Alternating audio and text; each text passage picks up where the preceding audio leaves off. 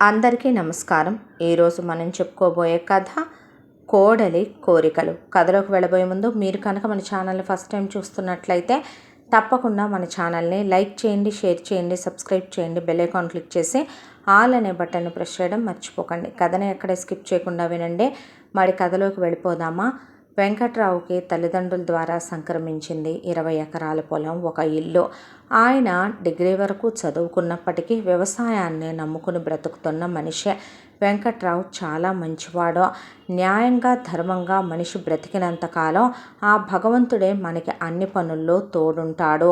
మనిషి ఏది తలుచుకున్నా సరే భగవంతుడు ఓటమి అనేది రానివ్వడు అని నమ్మేటటువంటి వ్యక్తి వెంకట్రావు. ఇక ఆయన తల్లిదండ్రులు ఆయనకి మహాలక్ష్మినిచ్చి వివాహం జరిపించారు. పూజ పునస్కారాలు, దైవధ్యానం, దాన ధర్మాలు, మంచి బుద్ధి తప్ప కనీసం గోవుల్ని, చివరికి నోరు లేని కోళ్ళని సైతం హాయ్ ఛీ అనే, కుక్కల్ని సైతం తూచి అనే రకం కాదు మహాలక్ష్మి. ఎంతో పుణ్యం చేసుకునే దంపతులు వీళ్ళిద్దరూ.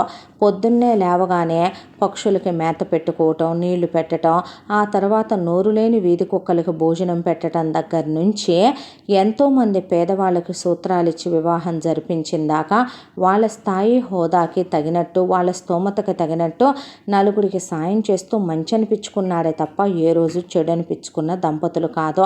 వీళ్లకు ఉన్న లోటల్లా ఒకటే, పెళ్ళైన వెంటనే బిడ్డలు కలగలేదు. 5 సంవత్సరాల కాలం గడిచిపోయింది. ఆ తర్వాత మహాలక్ష్మి చేసిన పూజల పుణ్యమో లేదంటే వెంకట్రావు మంచి బుద్ధి వలనో ఆవిడ గర్భవతి అయింది. గర్భవతి అయిన తర్వాత భార్యని కాలు కింద పెట్టకుండా చూసుకున్నాడు వెంకట్రావు. ఇక 9 నెలలు నిండిన తర్వాత మహాలక్ష్మి బాబును ప్రసవించింది. బాబు చూడ్డానికి ఎంతో ముద్దుగా అందంగా ఉన్నాడు. పిల్లాడి పేరు కర్ణ అని పెట్టుకున్నారు. ఇక మహాలక్ష్మి వెంకట్రావు ఆనందాలకే అవధులు లేవు. ఆ బిడ్డ తర్వాత ఇక ఆవిడకి బిడ్డలు పుట్టకపోవచ్చని, ఆవిడకి గర్భసంచిలో ప్రాబ్లం ఉందని చెప్పేశారు డాక్టర్లు. వాళ్ళిక మరి పిల్లల్ని కనాలని కూడా అనుకోలేదు. మహాలక్ష్మి అత్తమామలు పిల్లాడిని ఏది ఉన్నా ఏది లేకపోయినా సక్రమమైన మార్గంలో పెంచండమ్మా. మనిషి జీవితానికి పరమావధి డబ్బు కాదు, మనిషి జీవితానికి పరమావధి మంచితనం, ఉత్తమ లక్షణాలు. రేపొద్దున పోతూ పోతూ మనం పైకి తీసుకొని వెళ్ళేది ఏమీ లేదు. మనం చేసినటువంటి మంచి మాత్రమే, పుణ్యం మాత్రమే, మనం చేసిన దాన ధర్మాలు మాత్రమే మిగులుతాయి. లక్ష్యంతో పెంచండి. వెనకమాల నాన్నున్నాడు, అమ్ముంది అనే దాంతో పెంచొద్దమ్మా. వాడికంటూ వాడి కాళ్ళ మీద వాడు ఆధారపడి బ్రతకగలిగిన తెలివితేటలతో పెంచండి అని చెప్పి కర్ణకి 3 ఏళ్ల వయసు వచ్చేపాటికే వెంకట్రావు తల్లిదండ్రులు, మహాలక్ష్మి తల్లిదండ్రులు కాలం చేసేశారు. ఆ తర్వాత వెంకట్రావు ఒకవైపున వ్యవసాయం చేసుకుంటూ పక్కనే ఉండే టౌన్లో కాన్వెంట్ ఉంటే రోజు బస్సు వచ్చేదే. పిల్లాడిని అక్కడ తీసుకెళ్ళి ఇంగ్లీష్ మీడియం స్కూల్లో జాయిన్ చేసి అక్కడికే పంపించే. కర్ణది అలా 10th క్లాస్ వరకు కంప్లీట్ అయిపోయింది. కర్ణకి అందరు అబ్బాయిల్లాగా ఫోన్లు అతిగా వాడటం, ఫేస్బుక్లు, వాట్సాప్లు, ఇన్స్టాగ్రామ్లు, అమ్మాయిలతో చిట్ చాట్లు ఇలాంటివేవి నచ్చవు. ఇలాంటివేవి తన జీవితంలో లేవు. ఎంతసేపు కూడా చదువు చదువు చదువు చదువు చదువు, అమ్మా నాన్నలు చెప్పిన మాట వింటాం, ఈ రెండిటి గురించి మాత్రమే తప్ప నిజానికి ఏ తప్పుడు బుద్ధి, ఏ తప్పుడు లక్షణాలు, టీనేజ్లో అలుముకునేటటువంటి సిగరెట్ తాగుదామా, బీడీ తాగుదామా, మందు ఎలా ఉంటుందో టేస్ట్ చూద్దామా, అమ్మాయిలు ఒకసారి హక్ చేసుకుంటే ఎలా ఉంటుంది, కిస్ చేస్తే ఎలా ఉంటుంది, అమ్మా నాన్నలకి తెలియకుండా వాళ్ళతో మనం బయటికి వెళ్ళి సినిమాలు, షికార్లకు వెళ్తే, అడ్వెంచర్లు చేస్తే, ఒక బైక్ కావాలని గొడవ చేస్తే, వీటన్నిటికీ అమ్మా నాన్న తనొక్కడే కొడుకైతే సాధించుకుంటే ఇవ్వరా? ఇలాంటి మాటలు ఫ్రెండ్స్ చెప్పినా కూడా కర్ణ తలకెక్కించుకునేవాడు కాదు.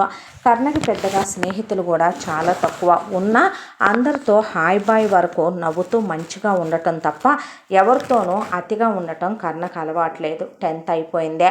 ఇక ఇంటర్లో జాయిన్ చేశారు. మెరిట్ మెరిట్ మెరిట్ మీద చదువుకుంటూ వస్తున్న కొడుకుని చూసి పొంగిపోయేవాళ్ళు మహాలక్ష్మి వెంకట్రావు. ఆ తర్వాత ఇంటర్లో కూడా పిల్లాడికి మెరిట్ రావడంతో పాటు ఎంసెట్లో టాప్ ర్యాంక్ వచ్చింది. కలలోనైనా ఊహించలేనంత పెద్ద యూనివర్సిటీకి ఎంట్రన్స్ రాసి పిల్లాడు సీట్ కొట్టాడు. దాంతో చాలా ఆనందపడిపోయారు అమ్మా నాన్నలుగా మహాలక్ష్మి, వెంకట్రావు. లక్ష్మీ కటాక్షం ఉన్న వాళ్ళకి సరస్వతి కటాక్షం ఉండదంటారు. మనకేముంది, తిప్పి తిప్పి కొడితే ఆ 20 ఎకరాల పొలం.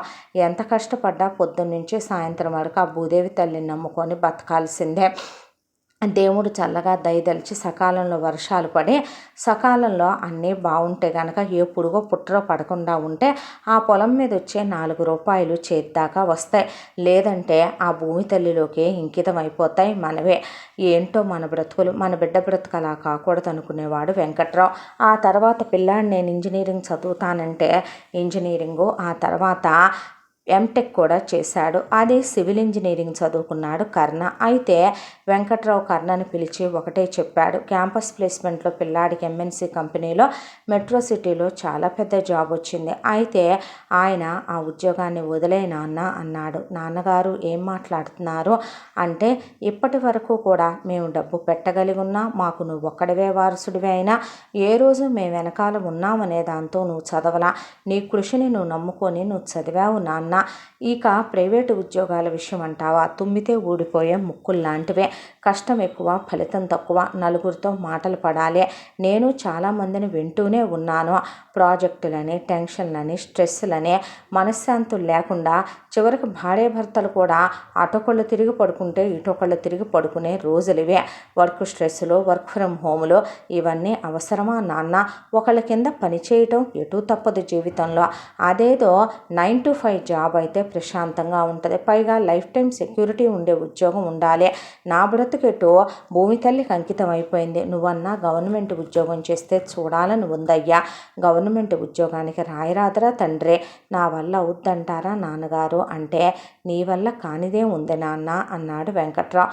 దాంతో పగలు రాత్రి కష్టపడి నిద్రాహారాలు మాని కర్ణ చదువుతూనే ఉన్నాడు. ఇక మహాలక్ష్మి ఈ పూజ, ఈ వ్రతం, ఈ నోము, ఈ యజ్ఞం, ఈ యాగం, ఈ దానం, ఈ ధర్మం అనేది లేకుండా ఆవిడ పని ఆవిడ చేస్తుంటే వెంకట్రావు అసలు ఈ తీర్థయాత్ర చేసి తీర్థయాత్ర చేయము అనేలాగా లేకుండా అన్ని మొక్కులు మొక్కారో. దేవుడు కరుణించాడో ఏమో, లేదా వాళ్ళు చేసిన పూజలు ఫలించాయో, కర్ణ మంచితనమే ఇదైందో కానీ చాలా పెద్ద సెక్టార్లో ఉద్యోగం వచ్చింది. మంచి జీతం, నెలకు 2 లక్షల రూపాయలు. హ్యాపీ.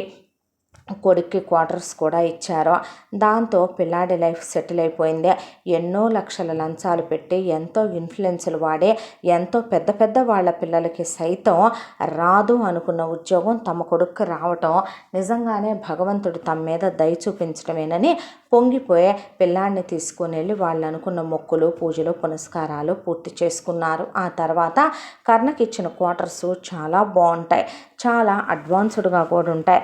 మహాలక్ష్మి, వెంకట్రావు ఈ పిల్లాడికి కావలసినవన్నీ అక్కడ ఏర్పరిచి పిల్లాడి కోసం పెళ్ళైన దాకా తామే అక్కడ ఉండాలి కాబట్టి కొంతకాలం పాటు పొలాన్ని 1 ఏడాది పాటు కాస్త అప్పుడప్పుడు అప్ అండ్ డౌన్ వెళ్ళి తను చూసుకుంటూ వస్తానులేమనమని వెంకట్రావు మాత్రం పొలాన్ని సచ్చినా కౌలుకిచ్చేవాడు కాదు. ఆయన ఇన్నాళ్ల నుంచి వచ్చిన ప్రాఫిట్స్ అన్నీ కూడా ఎటు ఆయన లక్షల్లో కోట్లలో కర్ణ కోసం ఖర్చు పెట్టింది ఏమీ కాదు కాబట్టి ఆ డబ్బుల్ని ఎత్తుకెళ్ళి ల్యాండ్ల మీద పెట్టాడు వెంకట్రావు.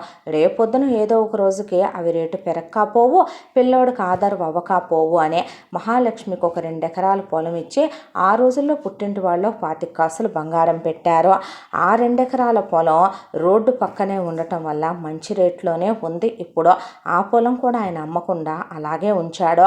ఇన్ ఫ్యూచర్లో ఒక 10-15 ఏళ్లలో డెవలప్మెంట్కి అడుగుతారని అందరూ అనటంతో ఆయన అసలు ఆ పొలాన్ని ఉంటే ఉన్నాయి, ఇప్పుడు పోయేదేముందని అలా వదిలేసి ఊరుకున్నాడు.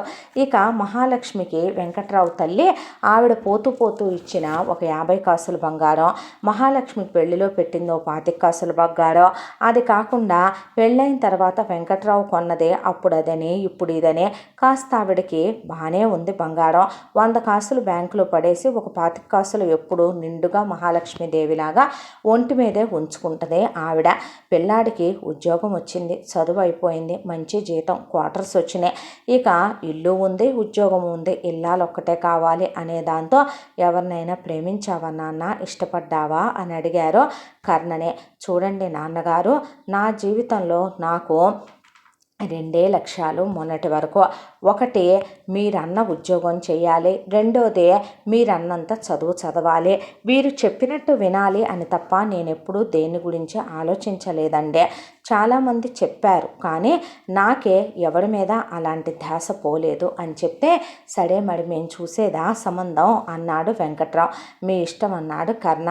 దాంతో ఇక 10 మంది పెళ్ళిళ్ళ పేరైన పెట్టి ముందు ఒక్కగానొక్కడు వారసుడు కాబట్టి మాకు కానీ కట్న కానుకలు అక్కర్లేదు, పిల్ల అందంగా ఉండాలి, దానికి తోడు పిల్ల కాస్త ఎక్కువ చదువులు చదువుకోనక్కర్లేదు, పిల్ల కాస్త చదువుకున్నదైతే చాలు, భార్యాభర్తలు మాట వరుసకైనా గొడవ పడకూడదు, వాదన పడకూడదు, అబ్బాయితో విడిపోయే సమస్య ఉండకూడదు, చిన్న ఇబ్బంది గొడవ కూడా వాళ్ళిద్దరి మధ్య రాకూడదు, అన్యోన్య దాంపత్యం కలిగిన పిల్ల ఉండాలి, లేనింటి పిల్లైనా పర్వాలేదు, పిల్ల సుగుణాల రాసై ఉండాలి అని చెప్పారు వీళ్ళు.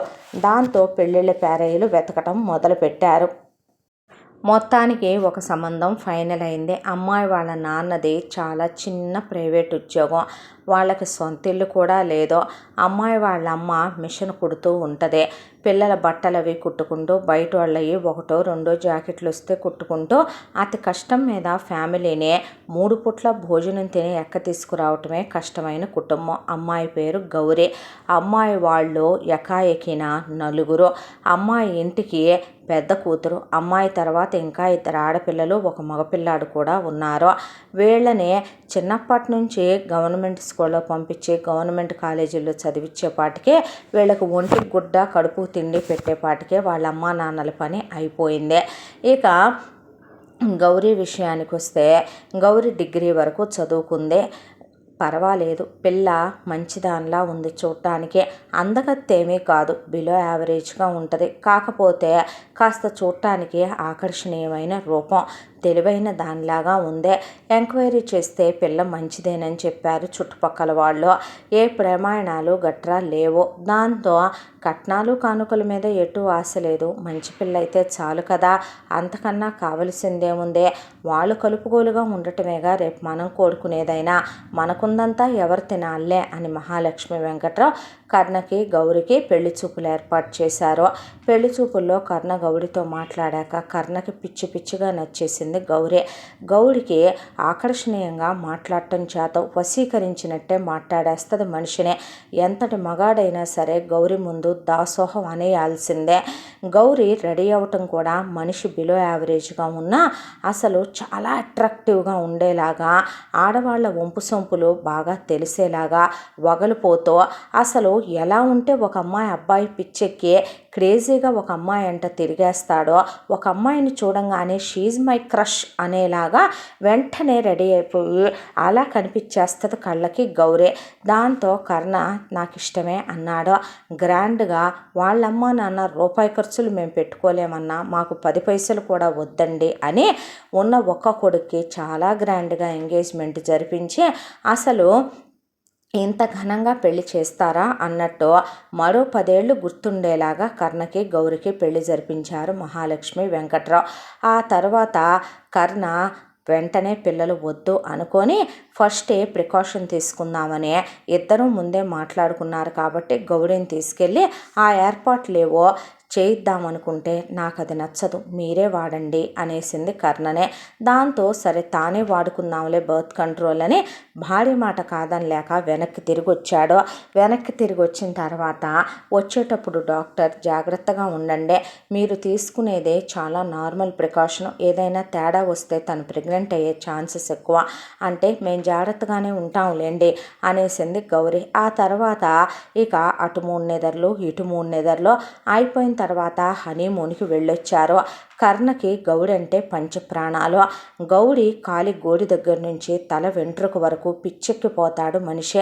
ఇక కొడుకు కోడలు క్వార్టర్స్లో సంసారం పెట్టుకున్నారు, వేరు కాపురం. మహాలక్ష్మి వెంకట్రావు ఇప్పుడే ఎందుకు మనం వాళ్ళ దగ్గరికి వెళ్ళటం, మనకి ఇంకా ఓపిక ఉంది, వయసు ఉంది, బలం ఉంది, మనమేదో చేయగలిగినంత ఇంకా ఇక్కడ చేసుకుంటా ఉంటే పోలేదా, కొత్తగా పెళ్ళైన పిల్లలు వాళ్ళ మధ్యలోకి మనం ఎందుకు, వాళ్ళకి ప్రైవసీ ఏకాంతం అవసరమని వీళ్ళు అసలు పల్లెటూళ్ళలోనే ఉండిపోయారు. అయినప్పటికీ మహాలక్ష్మి కోడల్ని ఏ రోజు ఒక్క మాట అంటం కానీ, ఫోన్లు చేసి ఆరాలు అడగటం కానీ, వెంకట్రావు నువ్వు కట్న కానుకలు తేలేదని కోడల్ని తిప్పటం కానీ అనే తత్వం కాదు. ఇంకా మహాలక్ష్మే ఇక్కడి నుండి గౌరి పుట్టింటి వాళ్ళు పంపే స్థితిలో లేరని, కానీ పుట్టింటి వాళ్ళ వైపు ఆడపిల్ల పెళ్ళయ్యాక ఆశించడం తప్పని, ఆవిడకి సంస్కారం ఉన్న మనిషి కాబట్టి కోడలికి కొడుక్కి నెయ్యి దగ్గర నుంచి, పిండి వంటల దగ్గర నుంచి, పచ్చళ్ళ దగ్గర నుంచి, కారాలు కారపొళ్ళు, చివరికి వీళ్ళు ఉండేటటువంటి ఊరు దగ్గర నుంచి రోజు సిటీకి ఎవరో ఒకళ్ళు అప్ అండ్ డౌన్ చేస్తూనే ఉంటే వాళ్ళకిచ్చే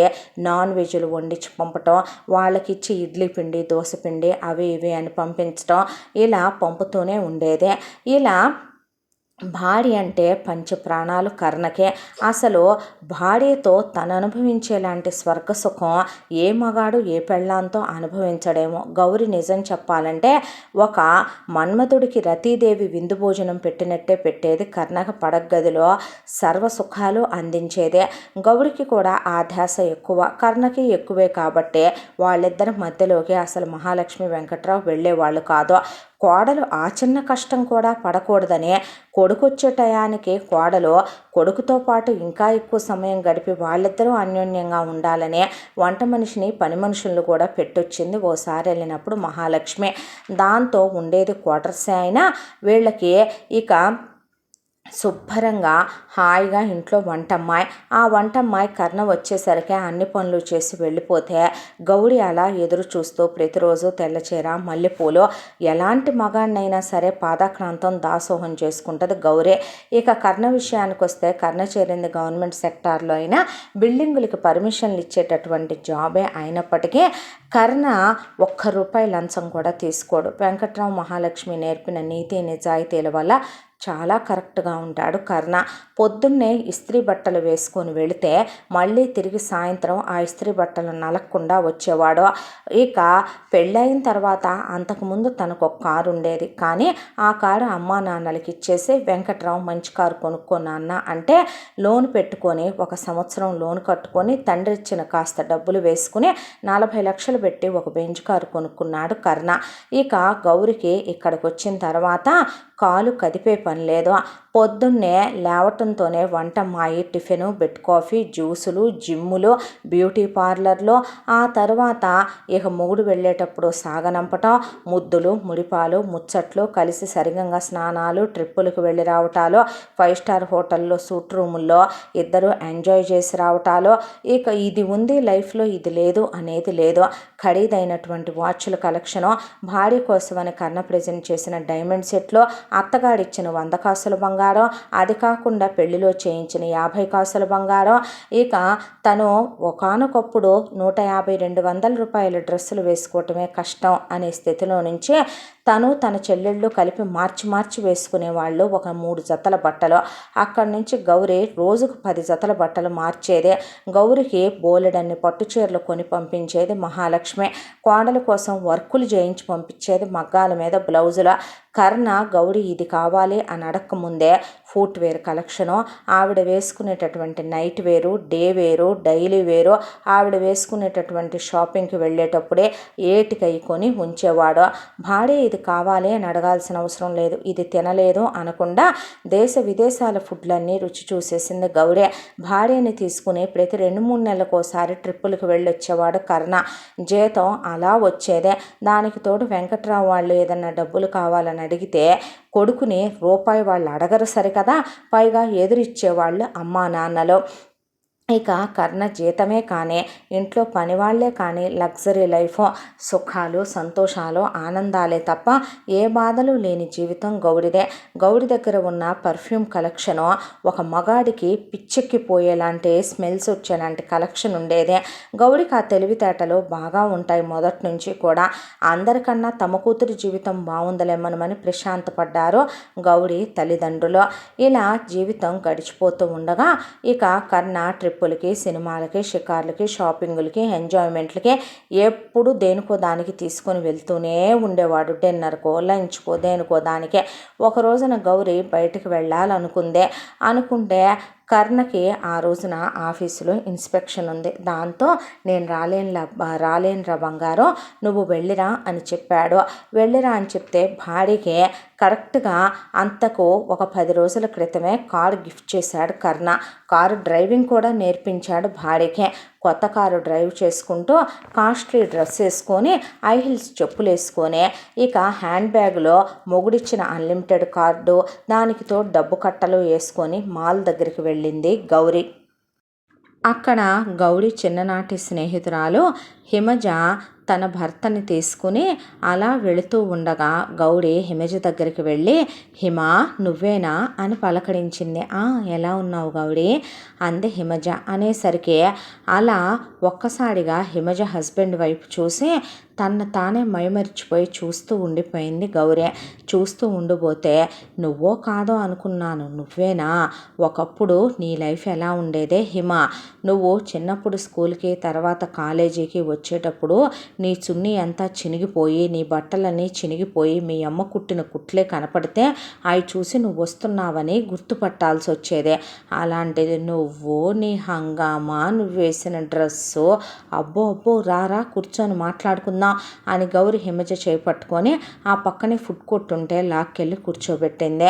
గౌరీ మాట్లాడిన మాటలు హిమజ భర్త అరవింద్కి అసహ్యాన్ని కలిగించాయి. ఒక ఆడది అలా ఎలా మాట్లాడగలదు అనుకున్నాడు అరవింద్. అయితే ఎవరితను అని అడిగితే, అదేంటి అలా మాట్లాడతావు, ఆయన హస్బెండ్ అరవింద్ అని చెప్పింది హిమజ. ఓ బాగా డబ్బు ఉందనుకుంటా, పొగరుగా కూడా ఉన్నాడు అని హాయ్ అంటే అనేసి వేరే టేబుల్లోకి వెళ్ళి కూర్చున్నాడు అరవింద్. చెప్పవే ఏంటి నీ బతుకు గురించి విశేషాలు అని అడిగింది గౌరీ. ఎంతకీ బాగా డబ్బున్నోడిని పట్టినట్టున్నావు, ఎలా దొరికాడేంటి, ఏజ్లో కూడా కొంచెం పెద్దలా ఉన్నాడేంటి, ఒక 5-6 ఏళ్ళు, ఏంటి విశేషం? పెళ్ళికి ముందే ఏమైనా కాలు జారటాలు, ఏమైనా ఇవ్వకూడని ఇవ్వటాలు, ఇచ్చి లొంగ తీసుకోవటాలు అలాంటివి జరిగినాయా బేబీ అంది గౌరీ. చచ్చా అలాంటిదేమీ లేదు, నీకు తెలుసు కదా మా ఇంట్లో పరిస్థితుల గురించి. నాన్నగారికి ఆరోగ్యం పాడైపోయింది. అమ్మ లోకజ్ఞానం లేని మనిషి, బయటికి వెళ్ళి బ్రతకటము చేత కాదు. అమ్మకి మిషన్ కుట్టటాలు అలాంటివి కూడా రావు కదా, కాబట్టి నేనే ఒక చోట ఉద్యోగంలో జాయిన్ అయ్యాను. అలా ఉద్యోగంలో జాయిన్ అయిన తర్వాత ఇక చిన్న బొటిక్ పెట్టుకుందాం అనిపించి ఒక బొటిక్ పెట్టుకున్నాను. పెట్టుకుంటే కాస్త డబ్బున్న వాళ్ళు కూడా మనం నమ్మకంగా బాగా కుడతామని తీసుకొచ్చి బట్టలు ఇవ్వటం మొదలుపెట్టారు. అలా ఒకరోజు ఒక మేడం గారు వాళ్ళ ఇంట్లో ఏదో అకేషన్ ఉందని చెప్పి నన్నే రామ్మ హిమ వచ్చి తీసుకెళ్ళు మెజర్మెంట్స్ అంటే నేను వెళ్ళాను. అక్కడికి వెళ్తే వాళ్ళ అమ్మాయికి ఫ్రెండ్ ఈయన నన్ను చూడగానే నేను నచ్చానని మా ఇంటికే వచ్చి సంబంధం అడిగారు. సంబంధం అడిగి నన్ను వివాహం చేసుకున్నారు. చాలా మంచివారు నా భర్త అని చెప్పుకొచ్చింది హిమజ. బాగా డబ్బు ఉన్నట్టుంది మీ ఆయనకి, ఏం చేస్తాడేంటి నీ మొగుడు అని అడిగింది గౌరీ. కాంట్రాక్ట్స్ చేస్తారు, అలాగే ఆయన బిల్డరు, ఆయన రియల్ ఎస్టేట్లో ఉన్నారు. మరి మీ అత్త మామ, మా అత్తయ్య మామగారు చాలా మంచివాళ్ళు. ఈయన వాళ్ళ అమ్మ నాన్నలకి రెండో కొడుకు. మా పెద్ద బావగారు అమెరికాలో సెటిల్ అయిపోయారు. మా తోడుకోళ్ళు ఆయన అక్కడే ఉంటారు. మా తోడుకోళ్ళు డాక్టరు, ఆయన అక్కడ జాబ్ చేసి బిజినెస్ చేస్తూ ఉంటారు. అబ్బో అంది గౌరీ. అన్నట్టు ఇంకా పిల్లల్ని కనలేదేమే అంది గౌరీ. అప్పుడే ఆయన వద్దన్నారు, లైఫ్ని కొన్నాళ్ళు ఎంజాయ్ చేద్దామన్నారు. ఎంతకీ వయసులో పెద్దోళ్ళలాగా ఉన్నాడు నీ మొగుడు. పెద్ద చిన్న ఏముందే, మనకన్నా ఒక 2-3 సంవత్సరాలు పెద్దవాళ్ళు, ఒక 5-6 సంవత్సరాలు పెద్దవాళ్ళు మన లైఫ్లోకి వచ్చారంటే మనం వాళ్ళనేమీ హీనంగా మాట్లాడక్కర్లేదు గౌరీ. ఎందుకంటే మనకన్నా ప్రపంచాన్ని వాళ్ళు ముందుగా ఎక్కువగా చూసుంటారు కాబట్టి వాళ్ళే మనకి అమ్మ నాన్న అక్క చెల్లి స్నేహితులై మనకి ఏది తప్పో ఏది ఒప్పో చెప్పి మన మంచి దారిలో నడిపిస్తారని అనుకోవాలి. అవునులే అంత డబ్బున్న మొగుడిని ఏమైనా అనుకుంటావు, చాచా నిజంగానే ఆయన మంచివారే అని చెప్పుకొచ్చింది హిమజ. కానీ నీ మొగుడికి బాగా బలుపు అనుకుంటా, బాగా పొగరనుకుంటా, అందుకే అన్నాడు. నేను పలకరించినా వెళ్ళి వేరే కూర్చున్నాడు. అవును ఏంటి నీ మెళ్ళో ఉంది మెరిసిపోతుంది, 1 గ్రామ్ గోల్డ్లా కనిపించట్లేదేంటి హిమజ, ఇదా డైమండ్ నెక్లెస్ ఆయన ప్రెజెంట్ చేశారు నాకు మా మ్యారేజ్ యానివర్సరీకి. అవునా, బయట కారు మీదేనా అని అడిగింది గౌరీ. అవును, అత్తయ్య మామగారు ప్రెజెంట్ చేశారు చేశారు ఆ కారు అని అడిగితే, ఓహో నీ వాచ్ ఎంత, నీ డ్రెస్ ఎంత, నీ చెప్పులు ఎంత, హెయిర్ కట్ చేసినట్టున్నావు, మేకోవర్ తీసుకున్నట్టున్నావు, అసలు నిన్ను గుర్తుపట్టడానికి వీలు లేకుండా ఉన్నట్టున్నావు అన్నట్టు నీ ఇన్స్టాగ్రామ్ ఐడి చెప్పు అని అడిగింది గౌరీ. చెప్పింది హిమజ. ఫాలో కొట్టే చూడు అంది గౌరీ. అలాగేలే అందే. ఏంటి అడ్వాన్స్డ్ ఫోనా, ఐఫోనా నీ చేతిలో ఉంది, న్యూ జెన్నా అని అడిగింది గౌరీ. ఇది కూడా ఆయన గిఫ్టే అంది హిమజ. నీలా ఉండాలే బతుకు, అబ్బబ్బా తంతే బూడెల బుట్లో పడ్డట్టు అయిపోయిందిలే జీవితం అంది గౌరీ. నీ జీవితానికి వచ్చిన బాధే ఉంది, నీ పెళ్ళికి నేను వచ్చానుగా గౌరీ. నీ బ్రతుకేమైంది, మంచి భర్త, చూడ్డానికి మీ ఆయన కూడా బాగుంటాడు, గవర్నమెంట్ ఉద్యోగం, చక్కగా మంచి అమ్మా నాన్న లాంటి అత్తమామలని విన్నాను, అన్నీ వాళ్ళే చూసుకుంటారనే, జీవితానికి కావలసిందే అంతకన్నా ఏముందే అంది హిమజ. ఎంతైనా సరే మీ మామలా మా మామ ఏమన్నా కాంట్రాక్టులు చేస్తాడా, రియల్ ఎస్టేట్లు చేస్తాడా, మీ అత్తలాగా మా అత్త ఏమన్నా, మీ అత్తగారు చూడు ముడేసుకొని డైమండ్ బిళ్ళ పెట్టింది, మా అత్త దగ్గర ముసలి వాసన ముతక వాసన కొట్టుద్దే, నీ మొగుడేంటే అలా కండలు తిరిగిన ప్యాకింగ్తో ఉన్నాడు అని అడిగింది గౌరీ. ఆయన జిమ్ముకు వెళతారు అంది హిమజ. నా మొగుడు ఉన్నాడు, పొద్దున్న లేచిన దగ్గర నుంచే పడగదిలో జిమ్ చేయటం తప్ప వెళ్ళరా మొగుడా అంటే వెళ్ళడు. అయ్యయ్యో ఎందుకు ఒకళ్ళతో పోల్చి మాట్లాడతావు నువ్వు అంటూ ఉండగా, అవునే ఈ డైమండ్ నెక్లెస్ రేట్ ఎంత, ఆ వాచ్ రేట్ ఎంత అన్నట్టు, ఏంటి ఏమైనా సర్జరీలు చేయించావా, ఏ నీ మొగుడు ఎంతసేపు ఉంటాడు నీతో పడగదిలో, ఎలా ఉంటాడు అంటూ ఉండగా, విన్ని విని విని విని విని అరవింద్కి అసహ్యం చికాకు చిరాకు ఒకేసారి వచ్చి లేచి నిలబడే, తన మెళ్ళో ఉన్న డైమండ్ నెక్లెస్ 70 లక్షలు, తన చేతికున్న వాచ్ 6 లక్షలు, తన చేతిలో ఉన్న హ్యాండ్ బ్యాగు 2 లక్షలు, తను వేసుకున్న చెప్పులు 25,000, తన ఒంటి మీద డ్రెస్ గురించి నాకు తెలియదు, సర్జరీలు చేయించుకోవాల్సినంత తను పర్ఫెక్షన్ లేనటువంటి బాడీతో లేదు, తను పర్ఫెక్ట్ ఫిగరు. ఇక నా విషయానికి వస్తే నేను తనకన్నా 5 years పెద్ద, అయినా సరే నా భార్యతో నేను పర్ఫెక్ట్గా కాపురం చేయగలిగిన మగాడినే, నా భార్యని నేను చాలా హ్యాపీగా సాటిస్ఫై చేస్తున్నాను, తను నన్ను చేస్తుంది, మా లైఫ్ చాలా హ్యాపీగా ఉంది. ఇక నా పెళ్ళాం చేతిలో ఉన్న ఫోన్ ఖరీదు 1,50,000, నా పెళ్ళాము నేను కలిసి వచ్చిన కారు ఖరీదు 2 కోట్లు. చాలా ఇంకా ఏమైనా కావాలా, బయలుదేరదామా హిమ అన్నాడు అరవింద్. వస్తున్నా అనేసరికి, అబ్బో ఎందుకే అంత కోపం నీ మొగుడికి, అలా ఏమీ లేదులే, నువ్వు ఒక్కసారి అలా అడిగేసరికి, అవునులే అంతున్నోడు ఏమన్నా తుడిసేసుకొని పోతారో, నువ్వు మాత్రం ఎన్నిసార్లు కోపం ఎక్కువ అనుకుంటా, చీచా అన్నా నువ్వు తుడిసేసు పోతావని నిన్ను చేసుకున్నట్టున్నాడు. ఒక్క మాట కూడా అనరు గౌరీ నన్ను, అత్తయ్య గారు కానీ మామయ్య గారు కానీ తను కానీ ప్రతిదీ నన్ను అడిగే చేస్తారు, నాకు నచ్చినట్టే చేస్తారు, నాకు ఇష్టమైనయే చేసి పెడతారో, ఒక్కరోజు కూడా ఒక్క మాట కూడా నన్ను అనరో, నాకు ఫస్ట్ ప్రయారిటీ ఇస్తారో, నన్ను కోడల్లా కాదు వాళ్ళు కూతురులా చూసుకుంటే ఆయన నన్ను భార్యలా కాదు ఆయన నన్ను ప్రాణంలా చూసుకుంటారో అని చెప్తే, అవునులే అలాంటి మొగుడుంటే ఎవరైనా ఎన్నైనా పడవచ్చు, అలా ఎందుకు అనుకుంటావు గౌరే, చిన్నప్పటి నుంచి జీవితంలో నేను చాలా కష్టాలు పడ్డాను, ఏ రోజు సుఖంగా సంతోషంగా పిడికెడు ముద్ద తిన్నది లేదో, ప్రశాంతంగా పడుకున్నది లేదో, నచ్చిన బట్టలు కట్టుకున్నది లేదో, జీవితంలో దేవుడు ఏ రోజు నేను చేసుకున్న పుణ్యానికి ఆయన్ని నా జీవితంలోకి పంపించాడేమో, అలాంటి గొప్ప వ్యక్తి నా జీవితంలోకి రావటం నేను చేసుకున్న అదృష్టం. అవునే నీకో చెల్లి తమ్ముడు ఉండాలి కదా, మీ అమ్మ నాన్న ఎలా ఉన్నారు అంది గౌరే. బాగున్నారు, వాళ్ళకేమైంది, ఆయనే అమ్మ నాన్న కోసం మాకున్న స్థలంలోనే ఒక 2 bedroom ఇల్లు కట్టించిచ్చారు. నాన్నగారు ఇప్పుడు ఖాళీగా ఉండకుండా ఒక చిన్న సూపర్ మార్కెట్ లాంటిది పెట్టుకున్నారు. అమ్మ ఇంట్లోనే ఉంటోంది. చెల్లికి పెళ్లి జరిపించేశారు. మా అత్త మామ మంచి సంబంధం చూసే అమెరికాలో ఉంటుంది. మా తమ్ముడు ఇప్పుడు ఇంజనీరింగ్ చదువుతున్నాడు. బాగున్నారు, వాళ్ళకేమైంది అంది హిమజ. అంతే, కొడితే జాక్పాట్ నీలా ఉండాలే అనేసరికి, ఇక బయలుదేరదామా అన్నాడు అరవింద్. అనేసరికి, సరే ఆయనకి ఏదో పనున్నట్టుందే, మేము వెళ్ళొస్తామే అని చెప్తే, సరేలే కత్తిలా ఉన్నాడే నీ మొగుడు అనేసింది గౌరీ. నువ్వేం మారలేదే గౌరీ అని హిమజ నవ్వుకుంటూ అక్కడి నుంచి వెళ్ళిపోయింది.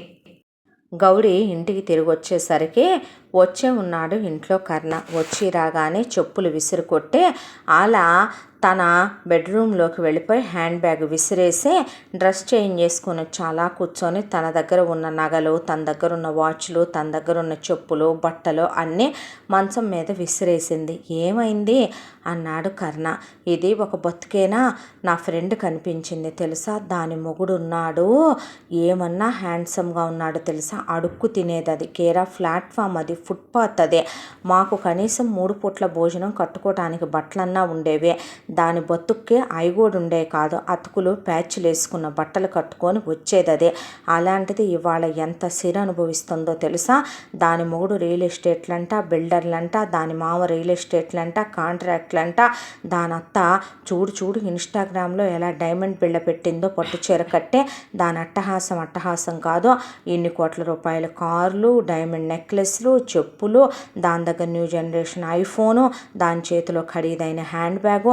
నాది ఒక బతుకేనా? బతుకంటే దాని బతుకులా ఉండాలి, జీవితం అంటే దాని జీవితంలో ఉండాలి. అలాంటి మొగుడే వస్తాడంటే ఏడదైనా సరే ఎన్ని నరకాలైనా ఎన్ని కష్టాలైనా పడదా చెప్పు. చిన్నప్పటి నుంచి నేను కష్టాలు పడ్డాను, చిన్నప్పటి నుంచి నేను నరకాలు పడ్డాను, కాబట్టి దేవుడు ఇలాంటి లైఫ్ ఇచ్చాడని అంటదే.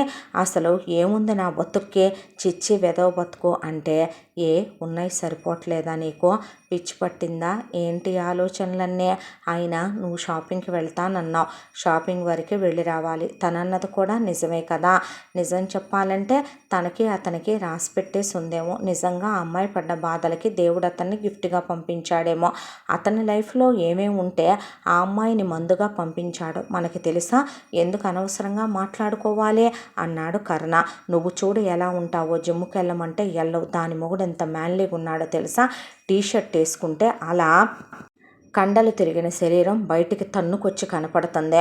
వాడు దాన్ని మామూలుగా సాటిస్ఫై చేస్తాడా? ఇప్పుడు నీకేమొచ్చింది? నేను నీతో పర్ఫెక్ట్ మగాళ్ళ కాపురం చేయట్లేదా? ఏమోలే, ఏది ఏమైనా సరే నేను నీకు ఎంత ఇచ్చినా నువ్వు నాకు ఎంత ఇచ్చినా సరే దానంత హ్యాపీగా అయితే నా లైఫ్ లేదులే అనేసుకున్న తర్వాత ఎవరి లైఫ్తో ఎప్పుడు ఎవరం కంపేర్ చేసుకోకూడదో, పిచ్చి మాటలు మాట్లాడుకో అన్న తర్వాత అవన్నీ తీసి తనే సర్దాడు కర్ణ. మనసు బాలేదని బయటికి తీసుకెళ్ళి డిన్నర్ చేయించి తీసుకొచ్చాడు. ఆ తర్వాత ఆ రాత్రి చాలా హ్యాపీగా గడిపారు. గడిపిన తర్వాత అవును, నేను చాలాసార్లు చూశాను. మనం పార్టీలకు వెళ్ళినప్పుడు నీకన్నా తక్కువలో ఉన్న వాళ్ళు కూడా మనకన్నా ఖరీదైన కారుల్లో వస్తున్నారు. మన బతుక్కి ముష్టి 40 లక్షల రూపాయల కారు మీ నాన్న బిచ్చం వేస్తే మిగతావి నువ్వు లోన్ కట్టి తీసుకోవటమే సరిపోయింది. వెదవ బతుకు. నా దగ్గరున్న డైమండ్ సెట్ ఏంటి, దాని దగ్గరున్న డైమండ్ సెట్లేంటి, ఇప్పుడు నీకేం తక్కువైందిరా అన్నాడు కర్ణ. ఏం తక్కువైంది అంటావేంటి? అలా నీకన్నా తక్కువ ఉన్నవాళ్ళు, నీకన్నా తక్కువ స్థాయిలో ఉన్నవాళ్ళు కూడా విల్లాల్లో ఉంటున్నారు, ఖరీదైన బ్రతుకులు బ్రతుకుతున్నారు. వాళ్ళు చూడు ఎంత హ్యాపీగా బతుకుతున్నారో. నా లైఫ్లో ఏముంది? అయినా నీ దగ్గరకు కూడా లంచాలు ఇస్తామని చాలామంది వస్తారుగా, నువ్వెందుకు తీసుకోవు కర్ణ అంటే అమ్మా నాన్న తప్పని చెప్పారు, ఆ పని చేయకూడదని చెప్పారు. అయినా నాకు మంచి శాలరీయే వస్తుందిగా, ఊళ్ళో మనకి ప్రాపర్టీసే బాగానే ఉన్నాయిగా, ఏం తక్కువ ఉన్నాయి మనకి అనకూడదులే. కానీ ఏమున్నాయి మనకి? ఏం జీతం? ముష్టి 2 లక్షల జీతం కూడా ఒక జీతమేనా? శాలరీ పెరుగుతుందిరా, పెరగకుండా ఎలా ఉంటుంది? అయినా నీకు వచ్చిన బాధ ఏంటి? ఇప్పుడు హ్యాపీగానే ఉన్నావుగా, నువ్వు తీసుకోవచ్చుగా ఎంతో కొంత లంచాలో. ఎప్పుడు లైఫ్ ఎక్కడ వేసిన గొంగళే అక్కడే అన్నట్టు ఉండకూడదు. నువ్వు ఎదగవా ఏంటి? నువ్వు సెటిల్ అవ్వా ఏంటి? నువ్వు అంచెలంచెలుగా పైకి రావా ఏంటి? లైఫ్ ఎప్పుడు ఒకేలా ఉంటే బోరు కొట్టదో. లైఫ్లో ఎప్పుడూ కూడా న్యూ వాటిని టేస్ట్ చేయాలి. అలాగే లైఫ్లో ఎప్పుడు న్యూ అడ్వెంచరస్లోకి మనిషి వెళ్ళాలి.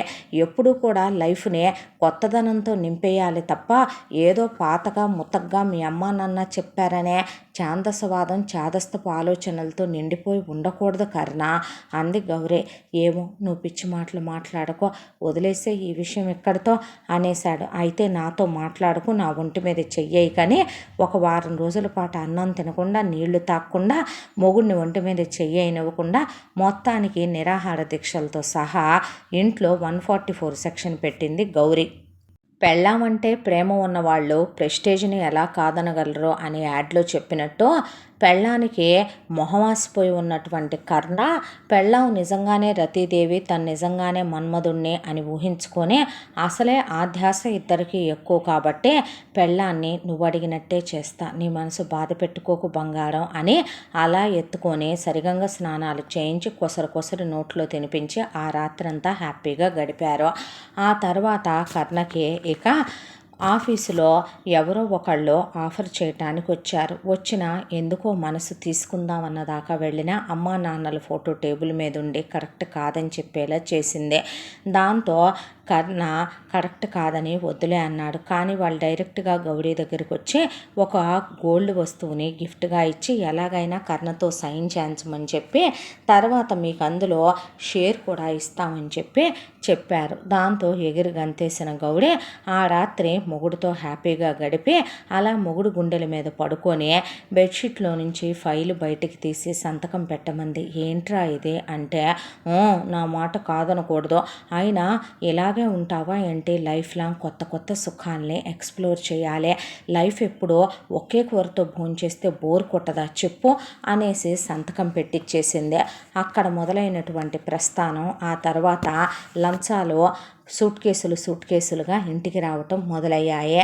ఇక వీళ్ళుండేటటువంటి ఇంటి ముందు ఖరీదైన కార్లు వెలిసాయి. గౌరీకి ఖరీదైనటువంటి డైమండ్ సెట్లు వచ్చాయి. గౌరీ ఆ తర్వాత తన ఫ్యామిలీని సెటిల్ చేసుకుంటూ సింగిల్ టైంలో సెటిల్ చేసి అవతల పడేసింది వాళ్ళనే. ఆ తర్వాత ఇక గౌరీకి ఈ ఖరీదైన వాచ్లు, ఖరీదైన ట్రిప్పులు, ఎంజాయ్మెంట్లో లైఫ్ ఓ రేంజ్లో అనుభవించడం మొదలుపెట్టింది. ఇలా 1 సంవత్సర కాలం గడిచిపోయింది. ఎప్పుడూ వచ్చినట్టే కొడుకు కోడల దగ్గరికి మహాలక్ష్మి వెంకట్రావు వచ్చారు. వస్తే రెండత్తయ్య అంటే ఏంటమ్మా కొత్తగా ఉంది అంతా అన్నారు. మరి కొత్తగా ఉండదా ఏంటి, రా అత్తయ్య, ఇప్పుడు మేము ఇదివరకట్లాగా క్వార్టర్స్లో ఉండట్లేదు, క్వార్టర్స్లో గతిలేని ఎంప్లాయీస్ ఉంటారు. ఇప్పుడు చూసారా మేము విల్లా కొనుక్కున్నాం, విల్లాకి గౌరీ నిలయం అని నా పేరే పెట్టించుకున్నాను. మీకు తెలుసా ఇంటి ముందు 10 కార్లు ఉన్నాయి, ఇది రోల్స్ రాయ్స్, ఇది రేంజ్ రోవరు, ఇది ఆడి. మీకు విషయం తెలుసా, ఈ కారు ఖరీదు 3 కోట్లు, ఈ కారు ఖరీదు 4 కోట్లు, ఇది ఇంత అదే అంత, అలాగే ఈ సోఫా ఇక్కడి నుంచి తెప్పించా, ఈ లైట్లు ఇక్కడి నుంచి తెప్పించా, ఈ ఫ్లోరింగ్ ఇక్కడి నుంచి చేయించా, అది ఇది అని చెప్తుంటే ఇవన్నీ ఎక్కడవమ్మా అని అడిగారు ఇద్దరు. ఇస్తే వాళ్ళు ఇవ్వాలి, లేదంటే కర్ణ జీతం ఎంతో వాళ్ళకి తెలుసు కాబట్టి ఎంత ఖరీదైనటువంటి వస్తువులు కొనేంత డబ్బు కొడుకు దగ్గర వాళ్ళకి తెలియకుండా ఎక్కడదే అనేది వాళ్ళ బాధ. దాంతో గవర్నమెంట్ ఉద్యోగస్తుడికి కరువే ఉందత్తయ్యా అంటే అర్థం కాలేదమ్మా అంది మహాలక్ష్మి. అర్థం కాకపోవడానికి ఏముంది, మనం చేసేదేమైనా చిన్న ఉద్యోగమా, పెద్ద సెక్టార్లో ఉన్నాడు మీ అబ్బాయి, చాలామంది అవసరాల కోసం వస్తూ ఉంటారు. ఆ వచ్చే వాళ్ళందరి దగ్గర నేనే షేర్లు అడగమని చెప్పాను. దానికి తోడు వాళ్ళు బాగా పెట్టెలు డబ్బు ఇస్తారు. దాంతోపాటు బోలెడన్ని నగలు ఆఫర్లు చేస్తున్నారు, పార్టీలకు వెళుతున్నాం, లైఫ్ ఇదివరకట్లాగా ఎక్కడ వేసిన గొంగలి అక్కడే అన్నట్టు లేదు, కొత్త వాటిని ఎక్స్ప్లోర్ చేస్తున్నాం అని చెప్పుకొచ్చింది గౌరీ. అంటే వాడు లంచాలు తీసుకుంటున్నాడా అన్నాడు వెంకట్రావు. లంచాలు తీసుకుంటున్నాడా అంటారేంటి మావయ్య, మనం మాత్రం లైఫ్లో ఎదగొద్దా చెప్పండి, ఎప్పుడూ ఒకేలా ఉంటే జీవితం బోరు కొట్టేదంటారా అంది గౌరీ. అనేసరికి కోడలతో మాట్లాడి ప్రయోజనం లేదని కొడుకు వచ్చిందాకా ఉండి కొడుకుని 2 చెంపలు వాయించారు అమ్మా నాన్నలో.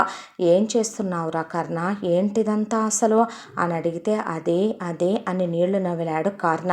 అయితే అసలు నువ్వు ఎలా ఉండేవాడివి నాన్న, నువ్వు ఎలా తయారవుతున్నావురా, ఏదైనా అవినీతి నిరోధక శాఖ చట్టం వాళ్ళకి తెలిసిందంటే నీ బ్రతుకు, నీ ఉద్యోగం, పరువు, ప్రతిష్ట మనం ఏమైపోతామో తెలుస్తుందా నీకు?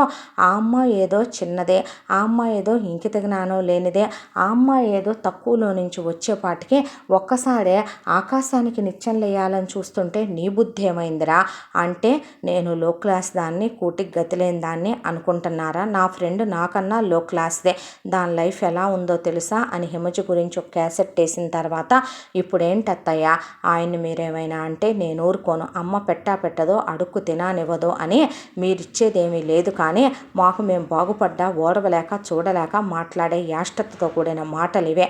ఏమివ్వలేదు అడగలేదమ్మా మేము. మాకు వెనకాల ఎవరున్నారో ఉన్నది ఇవ్వటానికే ఆ ఉందలే బోడి ముష్టి, ఆ ముష్టి కోసమే మేము కూర్చుంటే బాగానే ఉంటాయి మా బతుకులు.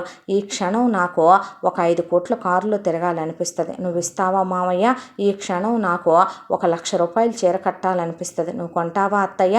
ఈ క్షణం నాకు బంగారు గిన్నెలు తినాలనిపిస్తుంది, నువ్వు ఇస్తావా అత్తయ్య?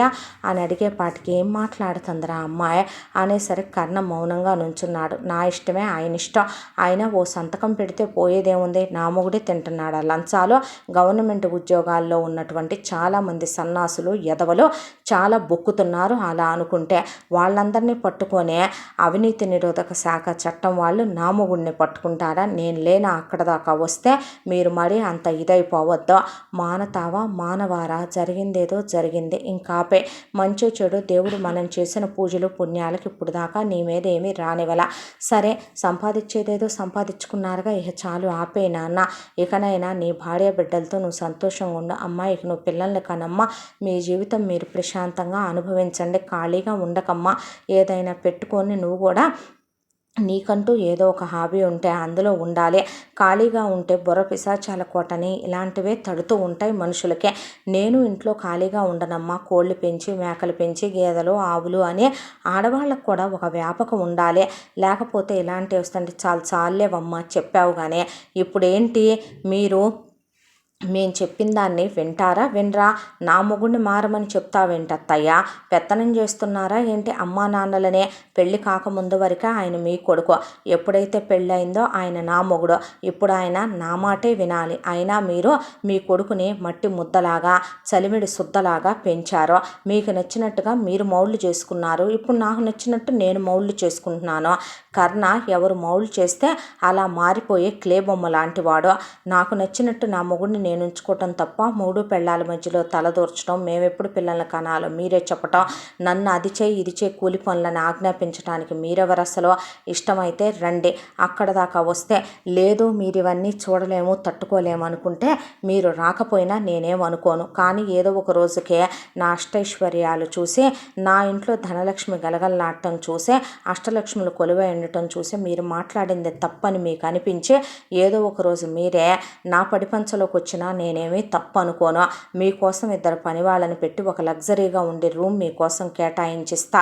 మీరు నన్ను నా మొగుడిని మాట్లాడినట్టు నేను మిమ్మల్ని మాట్లాడను. ధర్మాలంట, న్యాయాలంట, అన్యాయాలంట, అపకీర్తులంట. మీరే చెప్తున్నారు కొత్త కొత్త నీతులు. ఇవాళ నేనేంటో తెలుసా, నా లెవెల్ ఏంటో తెలుసా? మనిషి అన్న తర్వాత రేంజ్లో బ్రతకాలి. ఇవాళ నేను మహిళా మండలి మెంబర్నే, రేపు నేను ప్రెసిడెంట్గా పోటీ చేద్దాం అనుకుంటున్నాను. ఎంతమందికి నేను ముష్టేసి ఫోటోలు దిగి పేపర్లో ఇవ్వట్లేదు. అలా అనుకుంటే లైఫ్లో చాలా గొప్ప పొజిషన్లకు వచ్చే వాళ్ళందరూ కూడా ఏమీ చేయకుండానే అక్కడ దాకా వచ్చేసారంటారా ఏంటి? అనేపాటికి నిజమేలేమ్మా. కాకపోతే మేము మాత్రం ఈ జన్మకే మేము అనుకున్నటువంటి కట్టుబాట్లు, మేము గీసుకున్నటువంటి గీతల్లో నుంచి బయటికి రాలేము. నువ్వన్నది కూడా నిజమే, ఇష్టమైతే ఉండాలి లేకపోతే లేదో. పెళ్ళైన తర్వాత వాడు నీ మొగుడే కదా, ఏరా మాకు నీకు ఏ సంబంధం లేదా అంటే కర్ణేమి మాట్లాడలా. మంచిదిరా, నువ్వు కూడా ఇప్పుడు పెళ్ళాం అడుగులకి మడుగులెత్తి పెళ్ళాం కొంగు పట్టుకొని తిరిగి పెళ్ళాం చెప్పులు మోసే మొగుళ్ళకి ఏమాత్రం తక్కువ కాదనే మాకు అర్థమైంది. చూడరా, భార్య మీద ప్రతి భర్తకి వ్యామోహం ఉంటుంది, మోహము ఉంటుంది. పడగదిలో సుఖాన్నే ప్రతి మగాడు ఎక్స్పెక్ట్ చేస్తాడు. కాకపోతే ఒకటి చెప్పమంటావా? అందరమ్మా నాన్నల్లాగా కొడుకు మీద ఆధారపడి బతకాలి, కొడుకు చేసినటువంటి ప్రతి తప్పుని సమర్థించాలి అనుకునే అమ్మా నాన్నలం కాదు మేము. ముక్కు మూసుకొని ఏ గుళ్ళో అయినా పడుకుంటామేమో కానీ తప్పుడు పనులు చేయమని నిన్ను ఏ రోజుకి సమర్థించలేమని వాళ్ళు అక్కడి నుంచి వెళ్ళిపోయారు. ఆ తర్వాత గౌరీ లైట్ ఇలాంటివన్నీ పట్టించుకోకూడదమ్మా. మనం లైఫ్లో పైకి రావాలనుకున్నప్పుడు బేబీ ఇలా కిందకి లాగేవాళ్ళు చాలామంది ఉంటారు. ఇవన్నీ పట్టించుకోకూడదు. పద, నీకోసం ఫస్ట్ నైట్ రూమ్లో అరేంజ్ చేయించి ఉంచాను మన బెడ్రూమ్. 3 అంతా స్పాయిల్ అయింది మీ అమ్మ నాన్న వచ్చి అని తీసుకెళ్ళి అలా మొగుడిని ఆ సుఖంలో పెట్టేసింది గౌరీ. తను మాత్రమే ఆ సుఖం ఇవ్వగలను అనుకుంటే పొరపాటు కదా. ఎప్పుడు లైఫ్ వైస్ వర్సా లాంటిది. మనం ఏది ఇస్తామో దేవుడు తిప్పి మనకు అదే ఇచ్చేస్తూ ఉంటాడేమో. కర్ణ దగ్గరికి ఒక ఫైల్ వచ్చింది. సైన్ చేయకూడదని కర్ణ చాలా అనుకున్న గౌరి బలవంతంగా ఒప్పించి సైన్ చేయటంతో పాటు ఆ ప్రాపర్టీలో షేర్ అడిగిచ్చింది కర్ణతో.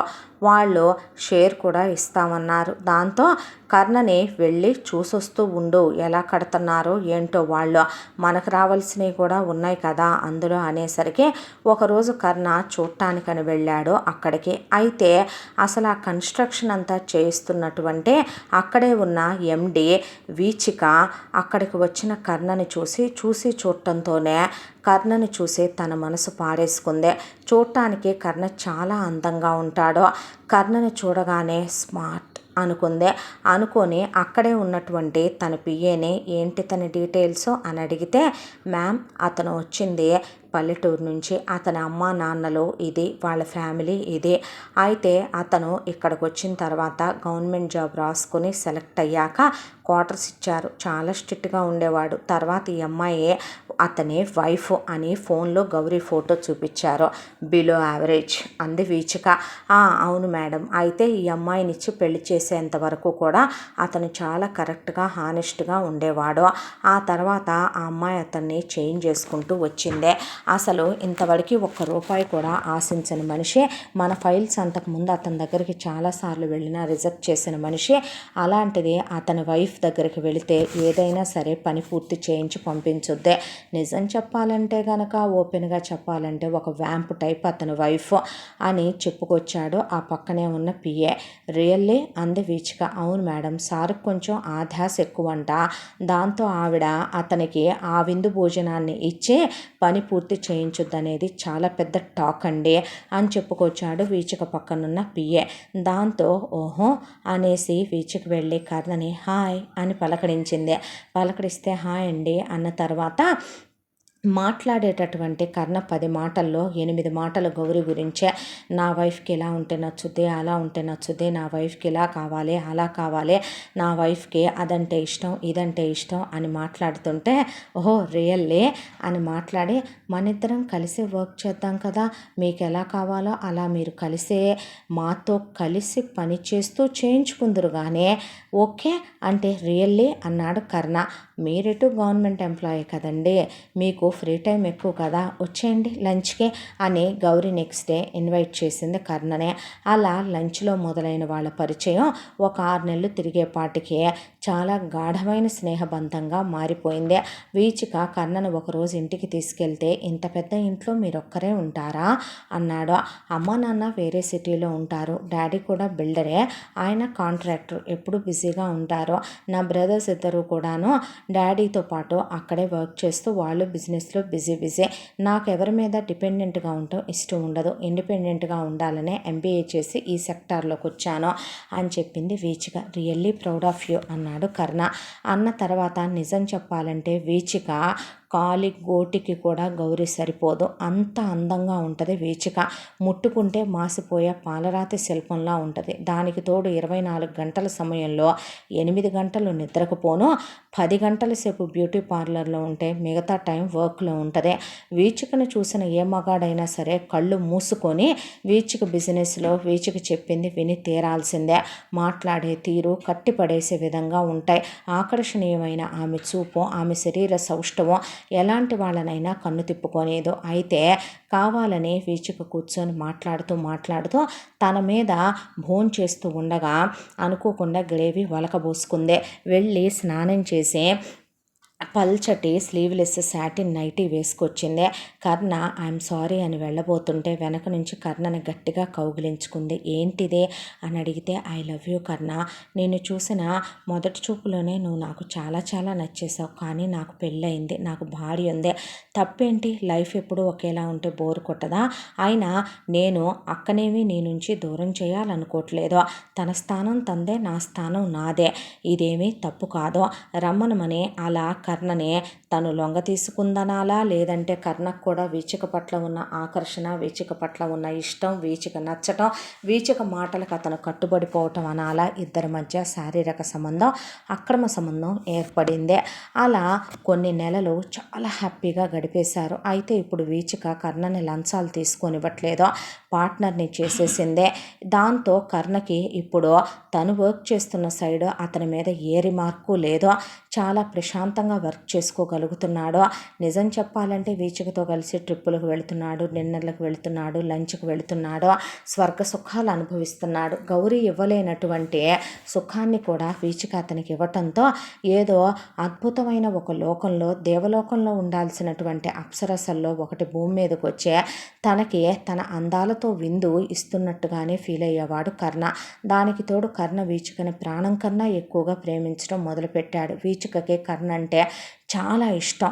అంతవరకు చాలామంది అబ్బాయిలు తనకి ప్రపోజ్ చేశారనే, తనున్న సెక్టార్లో తన అందానికి ఏ మగాడు తను కావాలనుకుంటే కాదంటాడనే, కానీ కర్ణని చూసినప్పుడు కలిగిన ఫీలింగ్ ఎవరిని చూసినా కలగలేదని, రియల్లీ ఐ లవ్ యూ అనే వీచిక పడగదిలో చెప్పే మాటలు కర్ణ చెవులకి బాగా ఎక్కేవి. ఆ తర్వాత కర్ణ ఒక రోజున వీచికని ఇంటికి తీసుకొచ్చాడు. గౌరీ ఎవరితో అయినా పులిహార కలిపేసుద్ది కాబట్టి అంత డబ్బున్న ఆవిడ అనేపాటికే ఎదురెదురు వంగి వంగి దండాలు పెట్టి మర్యాదలు చేసింది. అయితే ఎందుకో గౌరికి వీచిక కర్ణతో చాలా క్లోజ్గా ఉంటున్నట్టు అనిపించినా, డబ్బులున్న ఈ సెక్టార్లో ఇలాంటివన్నీ కామన్, లైట్ తీసుకోవాలి, ఇవన్నీ సీరియస్గా తీసుకుంటే మనం అనుకున్న కోట్ల డబ్బులు మన సొంతం కావులే అనేసుకుంది. అయితే ఆ తర్వాత ఒకరోజు గౌరీ పుట్టింటి వాళ్ళ వైపు ఏదో ఫంక్షన్ ఉందని తెలిసే కర్ణన్ రమ్మంటే, నాకు కుదరదు నువ్వు వెళ్ళరా అంటే, తన గొప్ప ఆర్భాటం తనకున్నవన్నీ చూపించి షో ఆఫ్ చేసి రావాలి కాబట్టి, గౌడికి సొంత డబ్బా కొట్టుకోవటం అలవాటు కాబట్టి, ఉన్నది గోరంత అయితే లేనిది కొండంత చేసి చెప్పుకొని చూపించుకొని రావాలి కాబట్టి వాళ్ళందరి ముందు బయలుదేరిపోయింది కారులో. అయితే ఎటు గౌరీ లేదు కాబట్టి కర్ణ వీచిక గౌరీ కర్ణ వాళ్ళ బెడ్రూమ్లోనే వాళ్ళిద్దరూ శారీరకంగా ఏకమయ్యారు. గౌరీ తిరిగి వచ్చే టైంకి మొగుడు వీచిక అదే గదిలో ఉండటం చూసేసిందే. వీచిక ఆ తర్వాత will you please get out అంది గౌరిని. అన్న తర్వాత వెయిట్ అవుట్ సైడ్ అన్నాడు కర్ణ. అన్న తర్వాత వీచిక ఆ తర్వాత స్నానం చేసి ఫ్రెష్ అయ్యి బట్టలు వేసుకొని వెళ్ళిపోయింది. అప్పుడు లోపలికి వెళ్ళి గౌరీ కర్ణ షర్ట్ పట్టుకుందే. కర్ణను పట్టుకొని, ఏంట్రా ఇదంతా, నేనేమి ఇవ్వట్లేదని దాని దగ్గరికి వెళుతున్నావు, నా దగ్గర లేనిది దాని దగ్గర ఏముందని వెళుతున్నావు, అసలు నీకు నాలో దొరకందేంటి, దానిలో దొరికిందేంటి, నువ్వు చేయొచ్చా ఇలాంటి పనులు, నేను నీ పెళ్ళాన్నిరా, అదేమవుద్ది, దాంతో నువ్వు పెట్టుకున్న సంబంధాన్ని ఏమంటారో తెలుసా నీకు, అసలు ఎలా ఉండేవాడి ఒకప్పుడు, నువ్వు అమూల్ బేబీ లాగా నోట్లో వేలు పెడితే కొరకలేనట్టు, నీ ప్రపంచం నా పాదాల దగ్గర అన్నట్టు బతికేవాడివే, నేనేం చెప్తే అది శిలాశాసనం అన్నట్టు బ్రతికేవాడివే, నేను చెప్పిందే వేదం, చేసిందే శాసనం అన్నట్టు ఉండే నువ్వేనా ఇలా తయారైంది, అసలు నువ్వు నేను తయారు చేసుకున్న క్లే బొమ్మవే, అలాంటిది నీకేంట్రా ఇలాంటి బుద్ధి పుట్టిందే, ఏ నాకన్నా అది అందంగా ఉందనిపించిందా, నాకన్నా అది ఇచ్చే సుఖం ఎక్కువ అనిపించిందా, నేను నీకు కరెక్ట్ కాదనిపించిందా, పిచ్చి పిచ్చి వేషాలు వేశావంటే నా సంగతి నీకు బాగా తెలుసు కర్ణ అనేసరికి, కర్ణ ఏం చేస్తావు అన్నాడు గౌరినే. ఏం చేస్తావా, ఏం మాట్లాడుతున్నావు, అవును నీకు కావలసింది డబ్బు, నీకు కావలసింది నగలు, అవి అయితే నీ దగ్గరికి సూట్ కేసులుగా వస్తూనే ఉన్నాయి కదా, నువ్వు నన్ను లంచాలు తీసుకోమని కంపెనీ చేసావు, నా పరువు పోయినా నువ్వేం పట్టించుకోలా, నీ వల్ల మా అమ్మ నాన్నలు నా లైఫ్లో నుంచి వెళ్ళిపోయారు, కానీ వీచికెప్పుడు నిన్ను నా లైఫ్లో నుంచి దూరం పెట్టమల్లా, అమ్మ నాన్నల్ని ఒక్క మాట అనలా, నన్నెప్పుడు లంచాలు తీసుకోమల్లా, నా లైఫ్ తనతోనే నీకన్నా చాలా హ్యాపీగా ఉంది, అయినా నువ్వే అన్నావుగా రోజు ఒకటే కూరతో ఏం భోజనం చేస్తారని, కొత్త టేస్ట్ చూడాలని, కొత్త ఎక్స్ప్లోర్ చేయాలని, కొత్త కొత్త వాటి కోసం మనిషి అభిరుచులు మారినా తప్పులేదని ఆ రోజు మా అమ్మ నాన్నతో నాతో నువ్వన్లా, ఇప్పుడు నాకు తను కావాలనిపిస్తుంది, తప్పేంటి, నేను చేసే దాంట్లో ఏం తప్పు ఉంది, అసలు అలా అనుకుంటే తప్పు మొదలుపెట్టిందే నువ్వైతే కనుక ఆ తప్పులకు కారణం నువ్వు కాబట్టి చావాల్సింది నువ్వే అనేశాడు కర్ణ. అనేసరికి ఇక మొగుడిని నువ్వు సావు అన్న గౌరీ మాటకి మొగుడు తిప్పాలా తను అంటాడని ఎక్స్పెక్ట్ చేయలేదు గౌరీ. ఆ తర్వాత వెధవ కొంప, వెధవ జీవితం, రావాలంటేనే అసహ్యం వేస్తుందని కర్ణ అక్కడి నుంచి వీచిక దగ్గరికి వెళ్ళిపోయాడు. ఆ రోజు నుంచి ఇంటికి వారం రోజులకి 10 రోజులకి కూడా ఒకసారి రావటం మానేశాడు.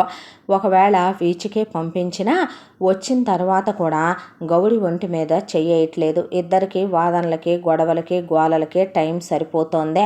అదే నిన్ను నా నుండి దూరం చేసింది, అది నాశనం అయిపోద్ది, అది ఊడ్చుకుపోద్ది, అది నాకన్నా అందగత్తె, అది ఇది అని కర్ణ వచ్చే టయానికి గౌరీ చండాలంగా బికినీలు లాంటివి వేసుకొని రెడీలు అవటం, కావాలని పొట్టి పొట్టి బట్టలు వేసుకొని రెడీ అవటం, వీచికలాగా పార్లర్లకు వెళ్ళి మేకప్లు చేసుకొచ్చి రెడీలు అవటం, ఏంటి వేషాలు బజార్ దానిలాగా అని కర్ణ అంటే, అది కనిపించట్లేదా నీకలాగా, నేనే కనిపిస్తున్నానా నీకలాగా, సూట్ అవ్వాలి, తను బోర్న్ విత్ డైమండ్ స్పూను, నువ్వు బోర్న్ విత్ సత్తుబొచ్చ, అది మర్చిపోకు అనేసి వెళ్ళిపోయాడు కర్ణ.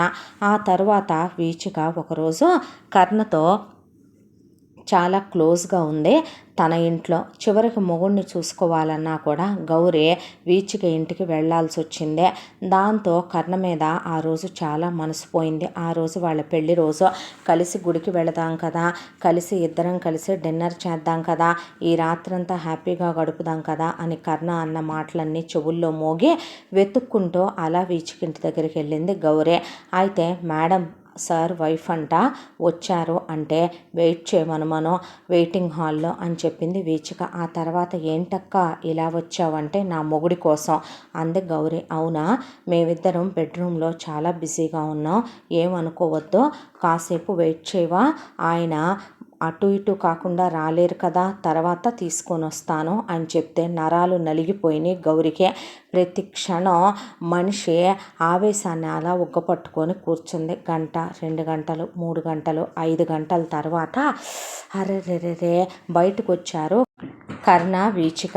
అరెరే సారీ బేబీ, అక్క వచ్చి చాలాసేపు అయింది, ఈరోజు మీ మ్యారేజ్ డే అంట కదా, దాంతో నేను నీకు చెప్దామని అనుకున్నానా, నువ్వు అసలు నన్ను మాట్లాడినిస్తేనేగా బాబు బెడ్రూమ్లో అనేసి అతన్ని హక్ చేసుకుని అక్కేదో మాట్లాడాలనుకుంటా అనేసరికి ఈరోజైనా కొంపకు వస్తావా రావా అంది గౌరీ. అన్నాడు కర్ణ. ఈరోజు మన పెళ్లి రోజు, ఈరోజు గుడికెళ్ళి తగలడదామని, ఈరోజైనా మన ఇద్దరం హ్యాపీగా గడుపుదామని. అది మాట్లాడే తీరు ఇదేనా అక్క, ఎందుకంత కోప్పడతావు, వస్తారులే, నువ్వేంటే నా మొగుడిని నా దగ్గరికి పంపించేది, కులత, పతిత, వేశ్య, నీచురాల, దిగజారిపోయిందానా, బజారుదానా, ఒక రెడ్ లైట్ ఏరియా ఆడదు కూడా నీకన్నా ఉత్తమురాలేనే, ఊళ్ళో వాళ్ళ కాపురాలు కూల్చి ఊళ్ళో వాళ్ళ మొగుళ్ళని వశం చేసుకునే నీలాంటి బజార్ ఆడవాటినే ఏమంటారే, దిగజారిపోయిందానా, నీచమైందానా, నా కాపురంలో నిప్పులు పోసావు, మా ఇద్దరి మధ్య చిచ్చు పెట్టావు, మా ఇద్దరి బ్రతుకుల్ని సర్వనాశనం చేసావు, చివరికి నా మొగుడిని నేను చూసుకోవాలంటే నీ కొంపకు రావాల్సిన గతి పట్టించావు, నా మొగుడు చిన్నెళ్ళు పెట్టేలా చేసావు. ఒకప్పుడు ఎలా ఉండేవాడో తెలుసా నా మొగుడు, అమూల్ బేబీలాగా ఉండేవాడు, క్లే మౌల్డ్లో పెట్టిన బొమ్మలా ఉండేవాడు, నాకు నచ్చినట్టు నేను మలుచుకున్న బొమ్మవాడు.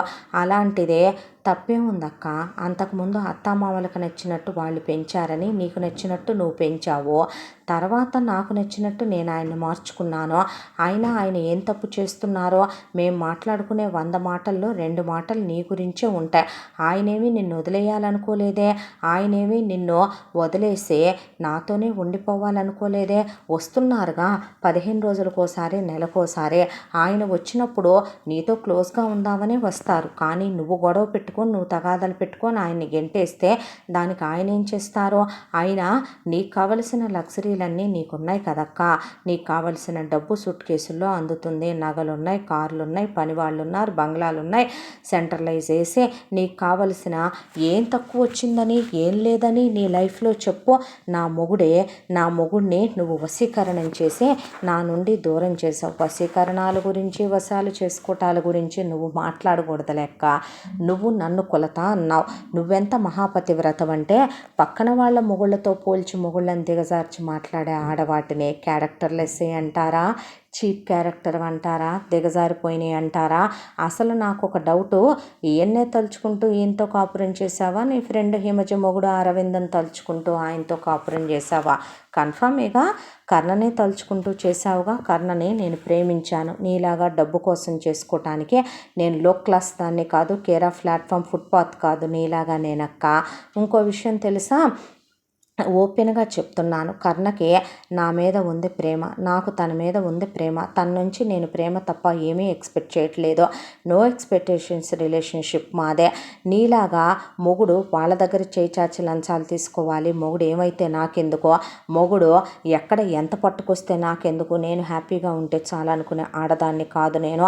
నా లైఫ్లోకి కర్ణ వచ్చిన తర్వాత తన రేంజ్ని నేను చాలా పెంచాను. ఇప్పుడు తనకి చేతులెత్తి నమస్కరించే వాళ్ళే తప్ప తన గురించి చిచ్చా అనుకునే వాళ్ళు ఒక్కళ్ళు కూడా లేరు. తను ఎవరి దగ్గర ఒక్క రూపాయి కూడా లంచంగా ఇప్పుడు తీసుకోవటం లేదు. తను ఇప్పుడు నా పార్ట్నరు, తన రేంజ్ వేరు, తన లెవెల్ వేరు. నీలాంటి వాటితో ఉంటే అట్టడుక్కి వెళ్ళిపోవటమే తప్ప ఏ మగాడు పైకి రాడు. తప్పే ఉంది. ఎప్పుడు ఒకే కూరతో భోంచేస్తే బోరుగా ఉండదు. లైఫ్ ఎప్పుడు ఒకేలా ఉండకూడదు. కొత్త కొత్త టేస్ట్లు రుచి చూడాలి కదా. నువ్వు అలా ఏ టేస్ట్లు రుచి చూడకుండానే కర్ణ దాకా వచ్చావంటే నమ్మటానికే. నేనైతే కర్ణను కాదులే అంది వీచిక. ఎంత బరితెగించిన దానివే, అంటే నేను తిరుగుబోద్దాన్ని అంటున్నావే అని బూతులు తిట్టి వీచికను కొట్టడానికి మీదకెళ్ళింది గౌరి. దాంతో పెళ్ళైన ఇన్నేళ్లలో ఎప్పుడూ కర్ణ గౌరి మీద చేయి చేసుకోలేదు. ఆ రోజు దవళ్ళు వాచిపోయిందాకా కొట్టాడు. దాంతో అవమాన భారం, బయట జోరున వర్షం. ముందిక్కడి నుంచి బయటకు నడువు, నువ్వు నాకు నీ మొహం చూడాలంటేనే అసహ్యం వేస్తుంది అన్నాడు. అలా నడుచుకుంటూ గౌరి వర్షంలో పడి కారు కూడా వదిలేసి అలా ఇంటికి వచ్చేసింది. ఇంట్లో పని వాళ్ళు ఉన్నారు. అన్నీ ఖరీదైన లగ్జరీస్ అన్నీ ఉన్నాయి. కానీ లేనిది తనతో పాటు ఆ సుఖాలను పంచుకునే మొగుడే గుండె బరువైపోయింది. బాధ ఎవరితో చెప్పుకోవాలో అర్థం కాలేదు. మనసంతా కకావికలంగా ఉంది. అమ్మా నాన్నల్ని పిలిపించి ఈ విషయం మొత్తం చెప్తే, డబ్బుంది, సుఖాలున్నాయి, లగ్జరీస్ ఉన్నాయి, కాంప్రమైజ్ అయిపో. ఇప్పుడు అనవసరంగా వాడితో గొడవలు పెట్టుకొని నువ్వు వీధికెక్కి పరువు తీస్తే నీ వెనకాలన్న వాళ్ళ జీవితాలు నాశనం అవుతాయి. మేమేదో నువ్వు సుఖంగా ఉన్నావు అనుకుంటున్నావు. ఇప్పుడు అనవసరంగా మా పరువు తీయకో. ఇదే నీ బతుకో. ఏం జరిగినా నువ్వు చేసుకున్న దానికి నువ్వే అనుభవించుకోవాలి. తప్పేదేముంది. మొగుడిని కట్టేసుకోవటం ఆడదానికి చేత కావాలి. అది చేత కాకపోవటం నీ తప్పు. నోరు మూసుకొని కాంప్రమైజ్ అయిపోమన్నారు. ఆ తరువాత వీచిక ఒక రోజున కర్ణని మనం పెళ్లి చేసుకుందాం అంది. నాకు ఆల్రెడీ పెళ్ళయిందే. ఎలారా అన్నాడు. అక్కకి విడాకులు ఇచ్చే అంటే అది నా వల్ల కాదు. అమ్మా నాన్నకి తెలిస్తే బాధపడతారు. ఎందుకు బాధపడతారు? అయినా మనం చేసేది తప్పు కాదు కదా. టెంపరీగానే ఇమ్మంటున్నాను. నువ్వు అక్కకి విడాకులు ఇవ్వకుండా నన్ను పెళ్లి చేసుకున్నావనుకో, నీ మీద కేసు అవుతే. ఇప్పుడు అలా కాకుండా మన ఇద్దరం పెళ్లి చేసుకోవాలంటావా? కాదు. మరేమంటావు? నన్ను ఉంపుడు గత్తెగా ఉండమంటావా? వీచిక, మరి శారీరకంగా వాడుకోవటానికే నేను పనికొస్తానా కర్ణ? నీకు పెళ్లి చేసుకోవటానికి నేను పనికిరానా? నాకు నువ్వు హస్బెండ్గా కావాలి. ఇంతకాలం అక్క నిన్ను హస్బెండ్గా ఉంచుకుందిగా. అయినా నేనేం తాళి తీసేయమనలేదుగా, తన వెళ్ళగొట్టమనలేదుగా, తనకేం ప్రాపర్టీ ఇవ్వద్దు అనలేదు కదా. ఎందుకు? అయినా మా అమ్మ నాన్న కూడా గొడవ చేస్తున్నారు. ఎలా ఉంటే ఇల్లీగల్ రిలేషన్షిప్ అవుద్ది. పెళ్లి చేసుకుందాం ప్లీజ్ బేబీ అన్న తర్వాత నీ ఇష్టం అనేశాడు కర్ణ. దాంతో వీచిక ఒక 50 మంది మనుషుల్ని తీసుకొని గౌరీ దగ్గరికి వచ్చి పేపర్స్ టేబుల్ మీద పడేసింది. కర్ణని వెళ్ళి నువ్వు లోపల బెడ్రూమ్లో ఉండు బేబీ అంటే బెడ్రూమ్లో కూర్చొని హెడ్ ఫోన్స్ పెట్టొచ్చింది పాటలు వినమని. మంచి రొమాంటిక్ సాంగ్స్ వింటూ కూర్చున్నాడు కర్ణ. దాంతో నేను పెట్టను సంతకాలు, పాపిష్టిదానా, నా మొగుడిని నీ మొగుడిని చేయటం ఏంటే, నేను కడుపుతో ఉన్నానే, నేను పెట్టను అంటే. ఇప్పుడు నేను కడుపు తీయించుకోమనలేదు కదా. ఇప్పుడు నువ్వు సంతకం పెట్టకపోతే ఆయన్ని నేనెలా పెళ్లి చేసుకుంటానో? నేను సంతకం పెట్టి విడాకులు ఇస్తే అప్పుడు నేను ఆయన కుంపుడు గత్తెనవుతాను కదే. ఇప్పుడు నువ్వు పెళ్ళాన్నంటావా ఏంటి అని నోరు మూసుకొని పెట్టవమ్మా అని మొత్తానికి గౌడిని బెదిరించి సంతకాలు పెట్టించారు. ఆ తర్వాత కర్ణ దగ్గరికి వెళ్ళి చూసావా నన్ను బెదిరించి జనాన్ని వేసుకొచ్చి ఎలా సంతకాలు పెట్టించిందో. నాకు నీకు విడాకులు ఇవ్వాలని లేదు, నీ నుండి విడిపోవాలని లేదు, నాకు నీతోనే ఉండాలని ఉందే అని అడిగితే, ఎందుకక్క ఆయనకి అలా అబద్ధాలు చెప్పి ఇంకా ఆయన్ని చిన్నపిల్లోళ్ళలాగా పిచ్చోడిని చేస్తావు? 5 సూట్ కేసులు డబ్బు తీసుకొని కాదు నువ్వు సంతకం పెట్టిందే, అప్పుడప్పుడు ఆయన్ని పంపించమన్న ఒప్పందం మీద కాదా నువ్వు సంతకం పెట్టిందే? తప్పక్క, ఇద్దరం ఆడవాళ్ళమే, అలా చెప్పకూడదు అని వీచికంటే, వామ్మో వాయ్యో దేవుడో తండ్రో, నేను కడుపుతో ఉన్నాను కర్ణ, ఏం చేద్దాం అయితే అన్నాడు కర్ణ. అదేంటి, నా కడుపులో ఉన్న బిడ్డ మీద నీకు ప్రేమ లేదా? నీకు నా మీద ఉంటేనేగా నాకు నీ మీద ఏదైనా ఉండటానికే అయిపోయిందా వీచిక అని వెళ్ళి పెళ్లి చేసేసుకున్నాడు. పెళ్లి చేసేసుకున్న తర్వాత ఆ తర్వాత గౌరి వెళ్ళి అత్తామామల దగ్గర పడి బావురుమని ఏడిసి జరిగిందంతా చెప్పిందే. జరిగిందంతా చెప్తే అదేమిటమ్మా ఇప్పుడు వాడు మాకేమీ కాడు కదా, అన్నీ నీకే అవుతాడు కదా, నువ్వు మౌలు చేసుకున్న బొమ్మ కదా, మరి ఆ బొమ్మనే అలా ఎలా చేజారిపోనిచ్చావు, నా కర్మ అత్తయ్య నా కర్మ అందే గౌరి. అన్న తర్వాత కోడలి కోసం కాకపోయినా కొడుకు పెడద్రావు పట్టడం తప్పనిపించి వాళ్ళే డైరెక్ట్గా వచ్చారు మాట్లాడటానికి. ఏంట్రా కర్ణ ఇది అని అడిగితే, బాగున్నారా అత్తయ్య గారు, బాగున్నారా మామయ్య అని వీచిక నొసట్లో ఇంత కుంకుమ పెట్టుకొని నల్లబూసలు మంగళసూత్రాలు కాలిమెట్టెలు చేతికి గాజులు వేసుకొని చాలా పాష్గా చాలా అందంగా రెడీ అయ్యే చీర కట్టుకొని బొడ్డుకు బెత్తెడి దించి ఐహిల్స్ వేసుకొని వచ్చి ఆశీర్వాదాలు తీసుకుంది మహాలక్ష్మి వెంకట్రావే. వాళ్ళకేం మాట్లాడాలో అర్థం కాలేదు.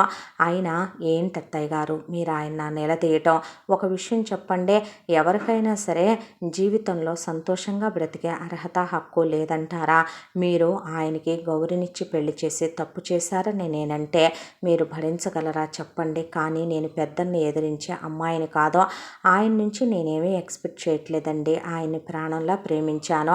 ఆయన ఇప్పుడు గౌడితో ఆయనకి విడాకులు అయిపోయినాయి, గౌడికి ఆయనకి ఎలాంటి సంబంధం లేదు, ఇప్పుడు నేనే మీ కోడల్నే, ఇంకా మీరు వెళ్ళి అక్కడ పొలం పనులు చేసుకోవటం ఏంటి, ఇక్కడికి రండి, మహారాణిలా మహారాజులా ఉందరో నెత్తిని పెట్టుకొని చూసుకుంటాను మిమ్మల్ని, పనివాళ్ళు కాలు కందకుండా చూసుకుంటారో. ఆయన ఇప్పుడు ఏ లంచాలు తీసుకోవటం లేదు, నా బిజినెస్ చూసుకుంటున్నాడు, ఉద్యోగానికి వెళుతున్నాడు, మేమిద్దరం చాలా హ్యాపీగా ఉన్నాం, నేను ఇప్పుడు ప్రెగ్నెంట్ను కూడా అత్తయ్య అని చెప్తే, ఏంట్రా మాట్లాడో, ఏం మాట్లాడినమ్మా, జరగాల్సింది జరిగిపోయిన తర్వాత ఏది నా చేతుల్లో లేదో అనేశాడు కర్ణ.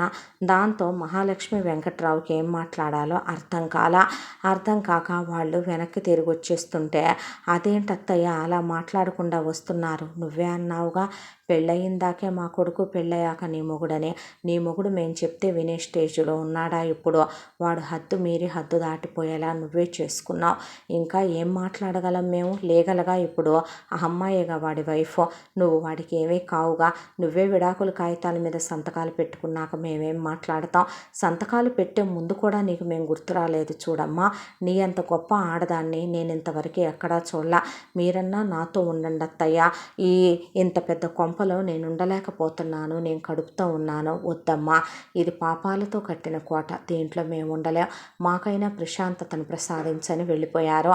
ఆ తర్వాత గౌడికి నెలలు నిండిని, బాబు పుట్టాడు, లక్ష్మణ్ అని పేరు పెట్టుకుంటే కర్ణం తీసుకొని వీచిక బాబుని చుట్టానికి వచ్చిందే. చాలా బాగున్నాడు బాబు అని చేతిలోకి తీసుకోబోతే, వాడు నా కొడుకు అంది గౌరీ. మరీ అక్క అదేంటే, నీ ఒక్కదానికే ఎవడితో పుట్టాడు అని అడగకూడదు కదా, ఆయన కొడుకే కదా, ఆయన నీ ఒంటి మీద చేయిస్తేనేగా పుట్టాడు, ఆ కన్ఫర్మేషన్ అయితే ఉందగా నీకు, ఆయన పోలికలు కనపడుతున్నాయిలే, ఆయనకే కన్నట్టున్నావు, మరీ ఏంటది మొండితనంగా, నోరుముయ్ అనేసి పిల్లాడిని ఎత్తుకొని మెళ్ళో గొలిసేసి వేలు కుంగరాలు పెట్టి చేతికి మురుగులు తొడిగి కర్ణం తీసుకొని అక్కడి నుంచి వెళ్ళిపోయింది వీచిక. ఆ తరువాత ఆ ఇంట్లో గౌడి భార్య అనుకోవాలో, వేశ్య అనుకోవాలో, ఉంపుడు గత్తి అనుకోవాలో, కర్ణ 6 నెలలకోసారి 4 నెలలకోసారి వస్తాడు, వచ్చినప్పుడు కూడా గౌడి ఒంటి మీద చెయ్యేయడు, బాబుని దగ్గరికి తీసుకుని బాబుకు వస్తూ అవి ఇవి అని వీచికిచ్చి పంపిణీ ఇచ్చేసి కాసేపు ఆడుకొని వెళ్ళిపోతాడు. ఒక్కోసారి అసలు గౌరిని పలకరించను కూడా పలకరించడు, గౌడి చేత్తో ఏమీ తినడు, గౌడితో మాట్లాడినా అది పోట్లాటే అవుద్ది. చివరికి వచ్చేపాటికి ఇంతకాలంలో సంవత్సరాలు గడిచిపోతూ వీచిక 2 బిడ్డలకు తల్లి అయింది. మొదట పాప జీవిక, తర్వాత బాబు జీవన్ అని పేరు పెట్టుకున్నారు. ఇలా వాళ్ళ వరకు వాళ్ళు మాత్రం కంప్లీట్గా హ్యాపీగానే ఉంటున్నారు కర్ణ వీచిక. మహాలక్ష్మి వెంకట్రావుకు ఒకటే దిగులు, భర్త ఉండి కోడలు విధవగా బతుకుతుందా, మొగుడికి విడాకులు ఇచ్చే మెళ్ళో తాళించుకొనే ఇప్పుడు ఇది మాజీ భార్య, లేకపోతే కొడుక్కి కోళ్ళకి సంబంధం లేదా, పోనీ ఇంకో పెళ్ళన్నా చేసుకోమ్మాయి అని అడిగితే, ఎవడత్తయ్యా నన్ను చేసుకునేదే, నేను ఇప్పుడు ఒక పిల్లాడికి తల్లిని అన్న తర్వాత అక్కడికి వాళ్ళు సంబంధాలు తీసుకొచ్చారు. వచ్చిన వాళ్ళంతా గౌడి గురించి ఎంక్వైరీలో తేలి మా బతుకుల్ని కూడా రేపొద్దున నువ్వేం చేస్తావోలే తల్లి నీకు నమస్కారం అని వచ్చిన వాళ్ళు వచ్చినట్టు వెళ్ళిపోయారు. దాంతో వాళ్ళు ఆ విషయంలో కూడా అశక్తులుగా మిగిలిపోయారు. ఇలా రోజులు గడిచిపోతున్న తర్వాత ఒక రోజున గౌరి బాబు లక్ష్మణ్ని తీసుకుని మనసేమీ బాలేదని ప్లే స్టేషన్కి తీసుకెళ్ళింది. అక్కడికి హిమజ అరవింద్ వాళ్ళకి ఒక బాబు పుడితే బాబుని తీసుకొని అదే ప్లే స్టేషన్కి వచ్చారు. అయితే అక్కడ హిమజని చూసింది గౌరి. ఎలా ఉన్నావు అని పలకరించింది హిమజ. ఏం బాలేనే, ఇలా జరిగిందని ఒళ్ళో పడేసింది అక్కడ. అదంతా వింటూనే ఉన్నాడు అరవింద్. అయిపోయిన తర్వాత ఇప్పుడు ఏం చేయాలో నాకు అర్థం కావటం లేదు. నా బతుకో నిప్పుల పాలైపోయిందే.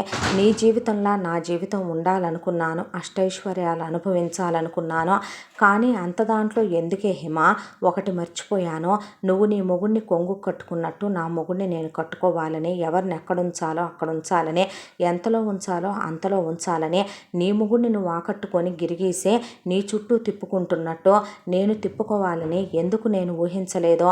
డబ్బుంటే చాలు, కోట్లుంటే చాలు అనుకున్నాను. కానీ పక్కన ఆ డబ్బు ఆ కోట్లు సంపాదించే మొగుడు మనతోనే ఉండాలని ఎందుకు ఆలోచించలేకపోయాను అని గౌరీ అన్న తర్వాత చేసేదేమీ లేక గుండె దిటవు చేసుకో, అన్నిటికీ దేవుడే ఉన్నాడు, అంతా మంచి జరుగుద్దని ఇక పిల్లాడిని దగ్గరికి తీసుకొని ముద్దు పెట్టి చాక్లెట్లు కొనిచ్చి హిమజ అరవింద్ బయలుదేరుతుంటే అంతా విన్న అరవింద్ ఏం బాగుపడిందే ఇది, ఏం బాగుకుంది, ఏం సాధించిందే నీ ఫ్రెండు అన్నాడు హిమనే. అంటే ఏంటి మీరనేది అంద అరవిందనే. అవును, దాని అహంకారం మానిందా, అహంభావం మానిందా, పక్కన వాళ్ళతో లైఫ్ను పోల్చుకోవటం ఏంట్రా, నాకు అర్థం కాని విషయం అదే. ఎప్పుడూ కూడా నీకన్నా పక్కింటి దాని మొగుడు గ్రేటనో, నీకన్నా పక్కింటోడి పెళ్ళాం గ్రేటనో అని ఏ మగాడు ఏ ఆడద అన్నా ఆ కుటుంబాలు బాగుపడినట్టు చరిత్రలో ఉందా చెప్పు. ఈరోజు కూడా నీ ఫ్రెండ్ అంటున్న మాట ఏంటో తెలుసా, నీ లైఫ్లో తన లైఫ్ లేదని, నేను నిన్ను చూసుకున్నట్టు తన మొగుడు తనను చూసుకోవటం లేదనే అంటోంది తప్ప, ఇప్పటికీ నీతో పోల్చుకుంటోందే తప్ప జరిగిన దాంట్లో తన తప్పు ఉందని ఎందుకు గ్రహించలేదా పసువో. అలాంటివి జన్మకు మారవా, అంత మూర్ఖత్వం ఏంటే, లైఫ్ తగలడిపోతున్నా కూడా అన్నాడు అరవింద్. అన్నిటికీ దేవుడే ఉన్నాడు, ఇప్పుడు నువ్వెందుకు ఆవేశం తెచ్చుకోవటం పద అంది హిమ. ఆ తర్వాత అలా కొన్ని సంవత్సరాలు గడిచిపోయినాయి. ఒక రోజున వీచిక బిజినెస్ పని మీద ఒక ఆఫీసులో ఒకళ్ళని కలిసి వస్తూ ఉండగా అనుకోకుండా యాక్సిడెంట్ అయ్యి మనిషి ప్రాణాపాయ స్థితిలో ఉంటే హాస్పిటల్కి తీసుకొచ్చారు. లక్షలు ఖర్చు పెట్టి ట్రీట్మెంట్ చేసినా వీచిక బతకలేదు, చనిపోయింది. ఆ తర్వాత వీచిక శవాన్ని తీసుకెళ్ళి అలా పడుకోబెట్టిన తర్వాత ఇక వీచిక ఇలా పోయింది అనే విషయం గెంతుకుంటూ వెళ్ళి గౌరి మహాలక్ష్మి వెంకట్రావుకి చెప్పింది. ఏం చేద్దాం అయితే అన్నారు. ఏం చేయటం ఏంటత్తయ్య, ఇప్పుడైనా మీరు చెప్తే నా మీద మీ అబ్బాయి దయ తెలుస్తాడు, ఎంతైనా నేను ఆయన పెళ్ళాన్ని మళ్ళీ తాళి కట్టి పెళ్లి చేసుకుంటాడు. వీడు మీ మనవడు కాదా, మీ రక్తం కాదా, వీడిని కొడుగ్గా చేరదీస్తాడు, రండి మీకు దండం పెట్టి మీ కాళ్ళు పట్టుకుంటానని వాళ్ళ కాళ్ళు పట్టుకుందే. దాంతో చేసిన తప్పులన్నీ క్షమించమని వాళ్ళని అడుక్కుందే. ఇక వాళ్ళు జాలిపడి ముందు కొడుకు కోడలి జీవితం అన్నా సెట్ చేసిన పుణ్యం ఉంటుంది కదా అని చెప్పి బయలుదేరి వచ్చారు. అప్పటికే వీచిక శవాన్ని తీసుకెళ్ళిపోయారు శ్మశానానికి. కర్ణ మనిషిలో లేడు, తనే అంతిమ సంస్కారాలు జరిపించాడు. ఆ తర్వాత దస్తన కర్మలు అయిపోయిన దాకా ఏమీ మాట్లాడలా, అయిపోయిందే. అయిపోయిన తర్వాత ఇక ఆ అమ్మాయి వాళ్ళ అమ్మా నాన్న ఆ అమ్మాయి అస్థికల్ని ఎక్కడెక్కడో కలపాలని తీసుకొని వెళ్ళిపోయారు. ఇంట్లో కర్ణ, గౌరీ, బాబు లక్ష్మణ్, అలాగే వీచిక పిల్లలు జీవిక, జీవన్, మహాలక్ష్మి, వెంకట్రావు ఉంటే పని వాళ్ళని బయటికి వెళ్ళమని చెప్పి మహాలక్ష్మి డోర్లేసి వచ్చింది. ఇప్పుడు ఏం చేయబోతున్నావురా అన్నాడు వెంకట్రావు.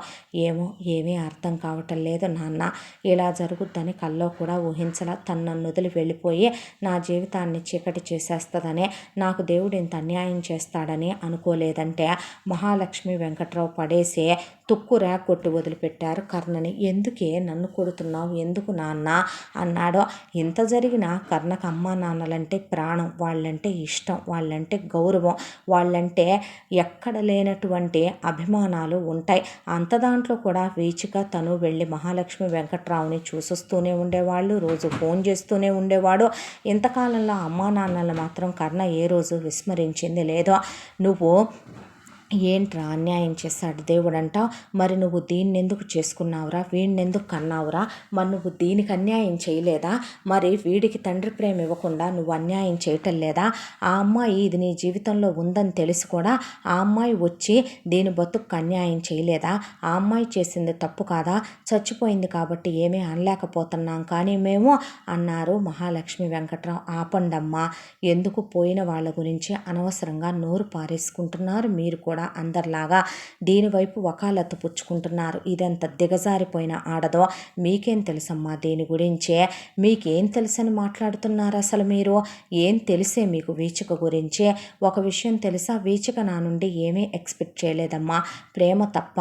తను నా జీవితంలోకి వచ్చిన తర్వాతే లంచాలు తీసుకుంటూ ప్రత్యక్ష నరకం అనుభవించాను నేను, తెలుసా, అది దీనికి కనపడకుండా నవ్వును పులుముకొని ప్రతి రాత్రి దీని ఒంటి మీద చెయ్యేసి దీంతో సుఖపడుతున్నానని ఇదనుకుంది. కానీ ఎవడు ఎప్పుడొచ్చి తలుపు కొడతాడో, ఏ క్షణం జైలుకి వెళ్లాల్సి వస్తుందోనని గుండెల్లో రైళ్లు పరిగెత్తుతూ బ్రతికాను తెలుసా. వీచిక నా జీవితంలోకి వచ్చాక నేను క్లీన్ అండ్ గ్రీన్ అయ్యాను తెలుసా మీకు ఆ విషయం. వైట్ కాలర్ జాబ్ చేసుకుంటున్నంత ప్రశాంతంగా ఉద్యోగం చేసుకుంటున్నాను. వీచిక నాకు ప్రేమనిచ్చిందే, బిడ్డల్నిచ్చింది, జీవితాన్ని ఇచ్చిందే, భార్య అనే మాటకే నిజమైన అర్థాన్ని చూపించిందే. తనేం తప్పు చేసిందమ్మా, మిమ్మల్ని ఒక మాట అందా, దీన్ని వదిలేయమందా, దీని కొడుకును వదిలేయమందా, పోనీ దీనికి నేను సంపాదించిన ఆస్తి ఏమైనా తనకు కావాలందా, తనకి దేని మీద ఆశ లేదమ్మా. తను నన్ను ప్రేమించింది, ఆరాధించింది, గౌరవించింది, విలువిచ్చింది. సొసైటీలో నాకు ఇప్పుడు ఒక పేరు, పరువు, ప్రతిష్ట ఉన్నాయంటే అందుకు కారణం వీచిక. ఇది నన్ను దిగజార్చిందమ్మా. నీకు తెలుసా, మాల్కి వెళ్ళి ఇది షాపింగ్ చేసి వస్తానని ఫ్రెండ్ని కలిసి వచ్చి ఫ్రెండ్తో పోల్చి ఇంటికి వచ్చిన తర్వాత ఇది ఏమేం చేసిందో మీకు తెలుసా. చీరలు, నగలు, చెప్పులు, వాచ్లు బయటపడేసి ఆ హిమలైఫ్లా తన లైఫ్ లేదని దెప్పింది, ఎంచిందే. నీకో విషయం తెలుసా, తన మొగుళ్ళ నాది కండలు తిరిగిన శరీరం కాదంట, తన మొగుడు కత్తిలా ఉన్నాడంట. అసలు ఒక విషయం చెప్పమంటావా, వాళ్ళ ఆయనలా నేను సంపాదించట్లేదంట, వాళ్ళ ఆయన అంత ఖరీదైన కారు నాది కాదంట, వాళ్ళ మామలా నాన్న రియల్ ఎస్టేట్ చేయట్లేదంట, వాళ్ళ అమ్మలా నువ్వు ముడేసుకొని డైమండ్ బిళ్ళలు పెట్టుకొని తిరగట్లేదంట, ముసలి కంపు వస్తుందంట, మట్టి పిసుక్కుంటారంట, పేడ కంపు వస్తుందంట, పల్లెటూరు బైతులంట. ఇదేమన్నా బాన్ విత్ డైమండ్ స్పూనా, గోల్డెన్ స్పూనా, కేరా ప్లాట్ఫామ్ ఫుట్పాత్ దాన్ని మీరు తీసుకొచ్చి ఇచ్చి చేస్తే ఆ రోజున దీని క్యారెక్టర్ నచ్చి దీన్ని నిజంగా ప్రేమించాను కాబట్టి, ఇది మంచిదని నమ్మాను కాబట్టే కదమ్మా చేసుకున్నాను. దీనికి నేను తెచ్చే జీతం చాలదు, ఉన్న క్వార్టర్స్ చాలదు, మీరు మా కోసం పోగు చేసే డబ్బులు చాలవు, ఉన్న పొలాలు చాలవు, నువ్వు ఇచ్చిన నగలు చాలవు, నేను కొన్నవి చాలవు, దీనికి ఏమిస్తే తృప్తిపరచగలరో ఒక విషయం చెప్పమంటావా. నన్ను మాటలతో ఎంత తూట్లు పొడి చేసేదో తెలుసా. పడగదిలో ప్రతి దాంతో ఆ హిమజని ఇన్స్టాగ్రామ్లో ఫాలో అవటం, వాళ్ళ ఆయన ట్రిప్పులకి తీసుకెళ్ళాడంటాం, లిప్ కిస్సులు పెట్టాడంటాం, నువ్వు వాళ్ళ ఆయనలా ఉండటం నేర్చుకో అంటాం. అంటే ఏంటమ్మా, పక్కన వాడు పెళ్ళాంతో పడగదిలో ఎలా ఉంటున్నాడో నేను వెళ్ళి చూసిరానా, కనుక్కురానా, అలాగే ఉండటం అంటే ఏంటమ్మా నాకు అర్థం కాలేదో. అసలు దీని మొగుడిని నేనా లేకపోతే హిమ మొగుడా దీని మొగుడు అని అడిగితే దానికి సమాధానం ఉందా నీ దగ్గర. ఏమ్మా మరే, నాన్న తాత ఇచ్చిన 20 ఎకరాలు అలాగే ఉంచాడుగా, నువ్వు ఒక 100 ఎకరాలు చేయమనలేదే, మరే నానమ్మ అమ్మమ్మ ఇచ్చిన వాటితో తృప్తి పడ్డావే, నువ్వు మరి నాన్ననే డైమండ్ సెట్లు కావాలి, రవ్వలు కావాలి, కోట్లు కావాలని అడగలేదేమ్మా. నువ్వు మరి నాన్నని పక్కింటి సుబ్బారావుతో వెనకింటి నువ్వు వెంకటేశ్వరరావుతో పోల్చి మాట్లాడలేదే, మరి పెళ్ళైనాక అన్నేళ్ళు నీకు పిల్లలు పుట్టలేదుగా, మరి నాన్నలో లోపం ఉంది, నాన్న మగాడు కాదు, నాన్న మరి కింగులా లేడు, నాన్న కత్తిలా లేడు, నాన్న మరే మంచం ఎక్కితే మగాళ్ళ కాపురం చేయట్లేదని నువ్వు నాన్నని దెప్పావా అమ్మా. అది ఎలాంటి మాటలు నన్ను అందో నీకు తెలుసా, నా మనసు ఎంత ముక్కలైపోయిందో నీకు తెలుసా. అసలు లంచాలు తీసుకోవాల్సిన అవసరం ఏంటమ్మా, మనకేం లేదని తీసుకోవాలి. మనిషికి తృప్తి అనేది ఎక్కడి నుంచి ఎక్కడి వరకు. నీకో విషయం తెలుసా, నేను లంచాలు తీసుకోనంటే నేను దీని ఒంటి మీద చెయ్యకూడదంట, దీంతో మాట్లాడకూడదంట. అంటే ఏంటో తెలుసా, నువ్వు లంచం తీసుకునేటట్టయితేనే నా ఒంటి మీద చెయ్యి అంటే ఇది వ్యభిచారా అమ్మా. ఒకవేళ నేను ఏమీ చేయనంటే ఒక డబ్బున్నోడికి ఇది ఉంపుడు గత్తిగా వెళ్ళదనుకుంటున్నావా, దీన్ని ఇది దిగజార్చుకోదనుకుంటున్నావా. నేనంత క్యారెక్టర్లెస్ దాన్ని కాదు అంది గౌడే. నీకు క్యారెక్టర్ అనేది ఒకటి ఉందంటే దీని అమ్మా బాబులకు కావాల్సింది ఏంటో తెలుసా అమ్మ, డబ్బు నల్లుడు, కూతురు సుఖపడాలి, కూతురు వాళ్ళని సింగిల్ టైంలో సెటిల్ చెయ్యాలి, లైఫ్లో ఎవరి ప్రయారిటీలు వాళ్ళకున్నప్పుడు నా ప్రయారిటీలు నాకుండవా? దీన్ని ప్రేమించటం తప్ప, దీన్ని నేను కొట్టకపోవటం తప్ప, తిట్టకపోవటం తప్ప, ప్రేమగా చూసుకోవటం తప్ప ఏం తక్కువ చేశానమ్మా? నువ్వు చెప్పు, దీనికి ఏమైనా తక్కువ చేశానా? దీని బతుకు ఏంటి? నువ్వు నాకు ఇచ్చి పెళ్లి చేసేటప్పుడు అడుక్కు తిని పేడెత్తుకునే బతుకు దీందే. అక్కడి నుంచి నేను ఎక్కడి దాకా తీసుకొచ్చానమ్మా? పెళ్ళాం కాలు కందిపోద్దేమోనని బెంజ్ కారు కొన్నాను, పెళ్ళాంకి ఒక కారు గిఫ్ట్ ఇచ్చాను, పెళ్ళాం కోసమనే అది నచ్చలేదు అందని క్వార్టర్స్లో నుంచే నేను నాన్నగారిని అడిగి డబ్బులు తీసుకొని వేరే ఇల్లు కొని విల్లాలోకి మారాను. వంట మనిషిని పెట్టా, పని మనుషుల్ని పెట్టా. వెంటనే పిల్లల్ని కంటే మెచ్యూరిటీ ఉండదులే, కొన్నాళ్ళు లైఫ్లో ఎంజాయ్ చేయాలని ఎన్ని దేశాలకి తిప్పుకొచ్చానమ్మా దీన్నే. దీని ఫ్యామిలీని నేను చూస్తానని చెప్పా. ఎంత చేసినా దీనికి చాలా, దీనికి డబ్బు కావాలి. పరాయి వాళ్ళ మొగుళ్ళతో పోల్చి మొగుడిని హీనంగా చూస్తుంది ఇదే. నీ కోడలు కోరికలు నేను తీర్చలేకపోయానమ్మా, అలిసిపోయాను, ఓడిపోయాను. కాబట్టే నేను చేసే తప్పని నేను ఎప్పటికీ ఒప్పుకోను.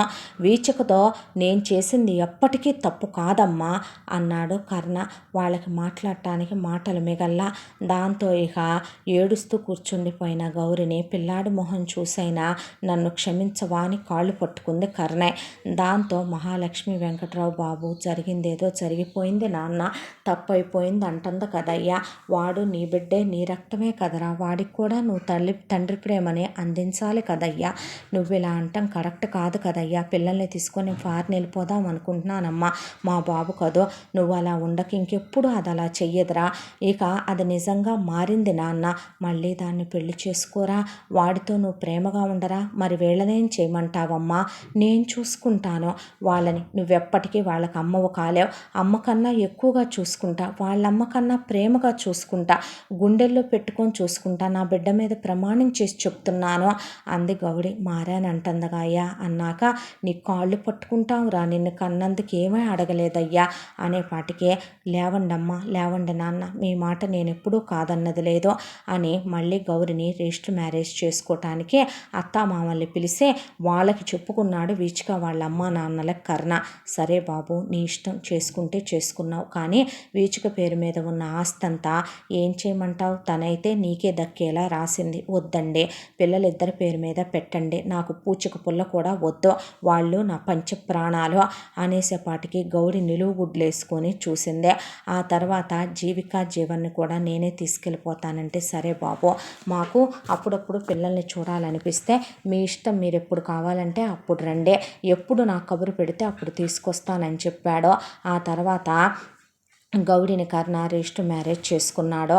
ఆ తర్వాత చచ్చినట్టు గౌడికి నచ్చినా నచ్చకపోయినా ఇక వీచిక పిల్లల్ని ఒక మాట అనటానికి వీల్లేదు, ఒక దెబ్బ కొట్టడానికి వీల్లేదు.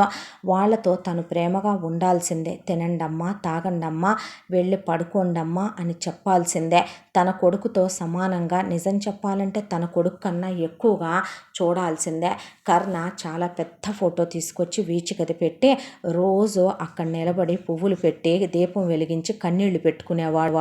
సవతి ఇచ్చింది తనేమివ్వలేకపోయింది, సవతి చేసింది తనేం చేయలేకపోయింది అని గౌడి ప్రతి క్షణం నలిగిపోతూనే ఉండేదే. ఏదో రెండు శరీరాలు కలిసినట్టు గౌడితో కర్ణ కాపురం చేయటం తప్ప గౌడితో ప్రేమగా మాట్లాడటం కానీ, గౌడిని అది కావాలి ఇది కావాలని అడగటం కానీ ఎప్పుడూ చేసేవాడు కాదు. మహాలక్ష్మి, వెంకట్రావు వెళ్ళిపోబోతుంటే వద్దమ్మా మీరుండండి అన్నాడు. అది కాదు నాన్న, ఉండమంటున్నాగా అనేశాడు. ఉండండి అత్తయ్య, మీకు దండం పెడతాను, ఇప్పుడు మీ తోడు నాకు అవసరం. మళ్ళీ ఏ వీచుకొచ్చుద్దో మా మధ్యలోకే, ఎవరిని ఎక్కడుంచాలో ఎటు నాకు చేత కాదో. చేత అయితే హిమ బతుకులాగా నా బతుకు బాగానే ఉండేదే. దాంతో పోల్చుకొని నగల్లేవు డబ్బులేవు అనుకున్నానే కానీ దాని మొగుడిని అది కట్టేసుకొని కొంగు కట్టుకుని తిప్పినట్టు తిప్పటం చేత కాలేదు. అది నేర్చుకోవటం రాలేదు చూసారా నాకు అంటే, ఈ జన్మకి నువ్వు మారవే, కుక్కతోక వంకరని నీ బతుకంతే, నీ బతుకుని ఎవడో మార్చలేడు. నేను అదే అమ్మా నాన్నకి చెప్పా. చూసారా అమ్మ, పక్కన వాళ్ళతో పోల్చుకోవటం అది మానిందేమో, దాని జన్మ అంతే, నేను అందుకే ఇలాగే ఉంటాను. కొందరు ఆడవాళ్ళు మగవాళ్ళు ఉంటారమ్మా, వాళ్ళని మారుస్తాం అనుకుంటారంతే అమ్మా నాన్నలు అత్తమామలు కలిపే. పుట్టుకతో వచ్చిన బుద్ధులు కదమ్మా, పుడకల దాకా పోవని జీవికని జీవాన్ని తీసుకొని లోపలికి వెళ్ళిపోయాడు కర్ణ.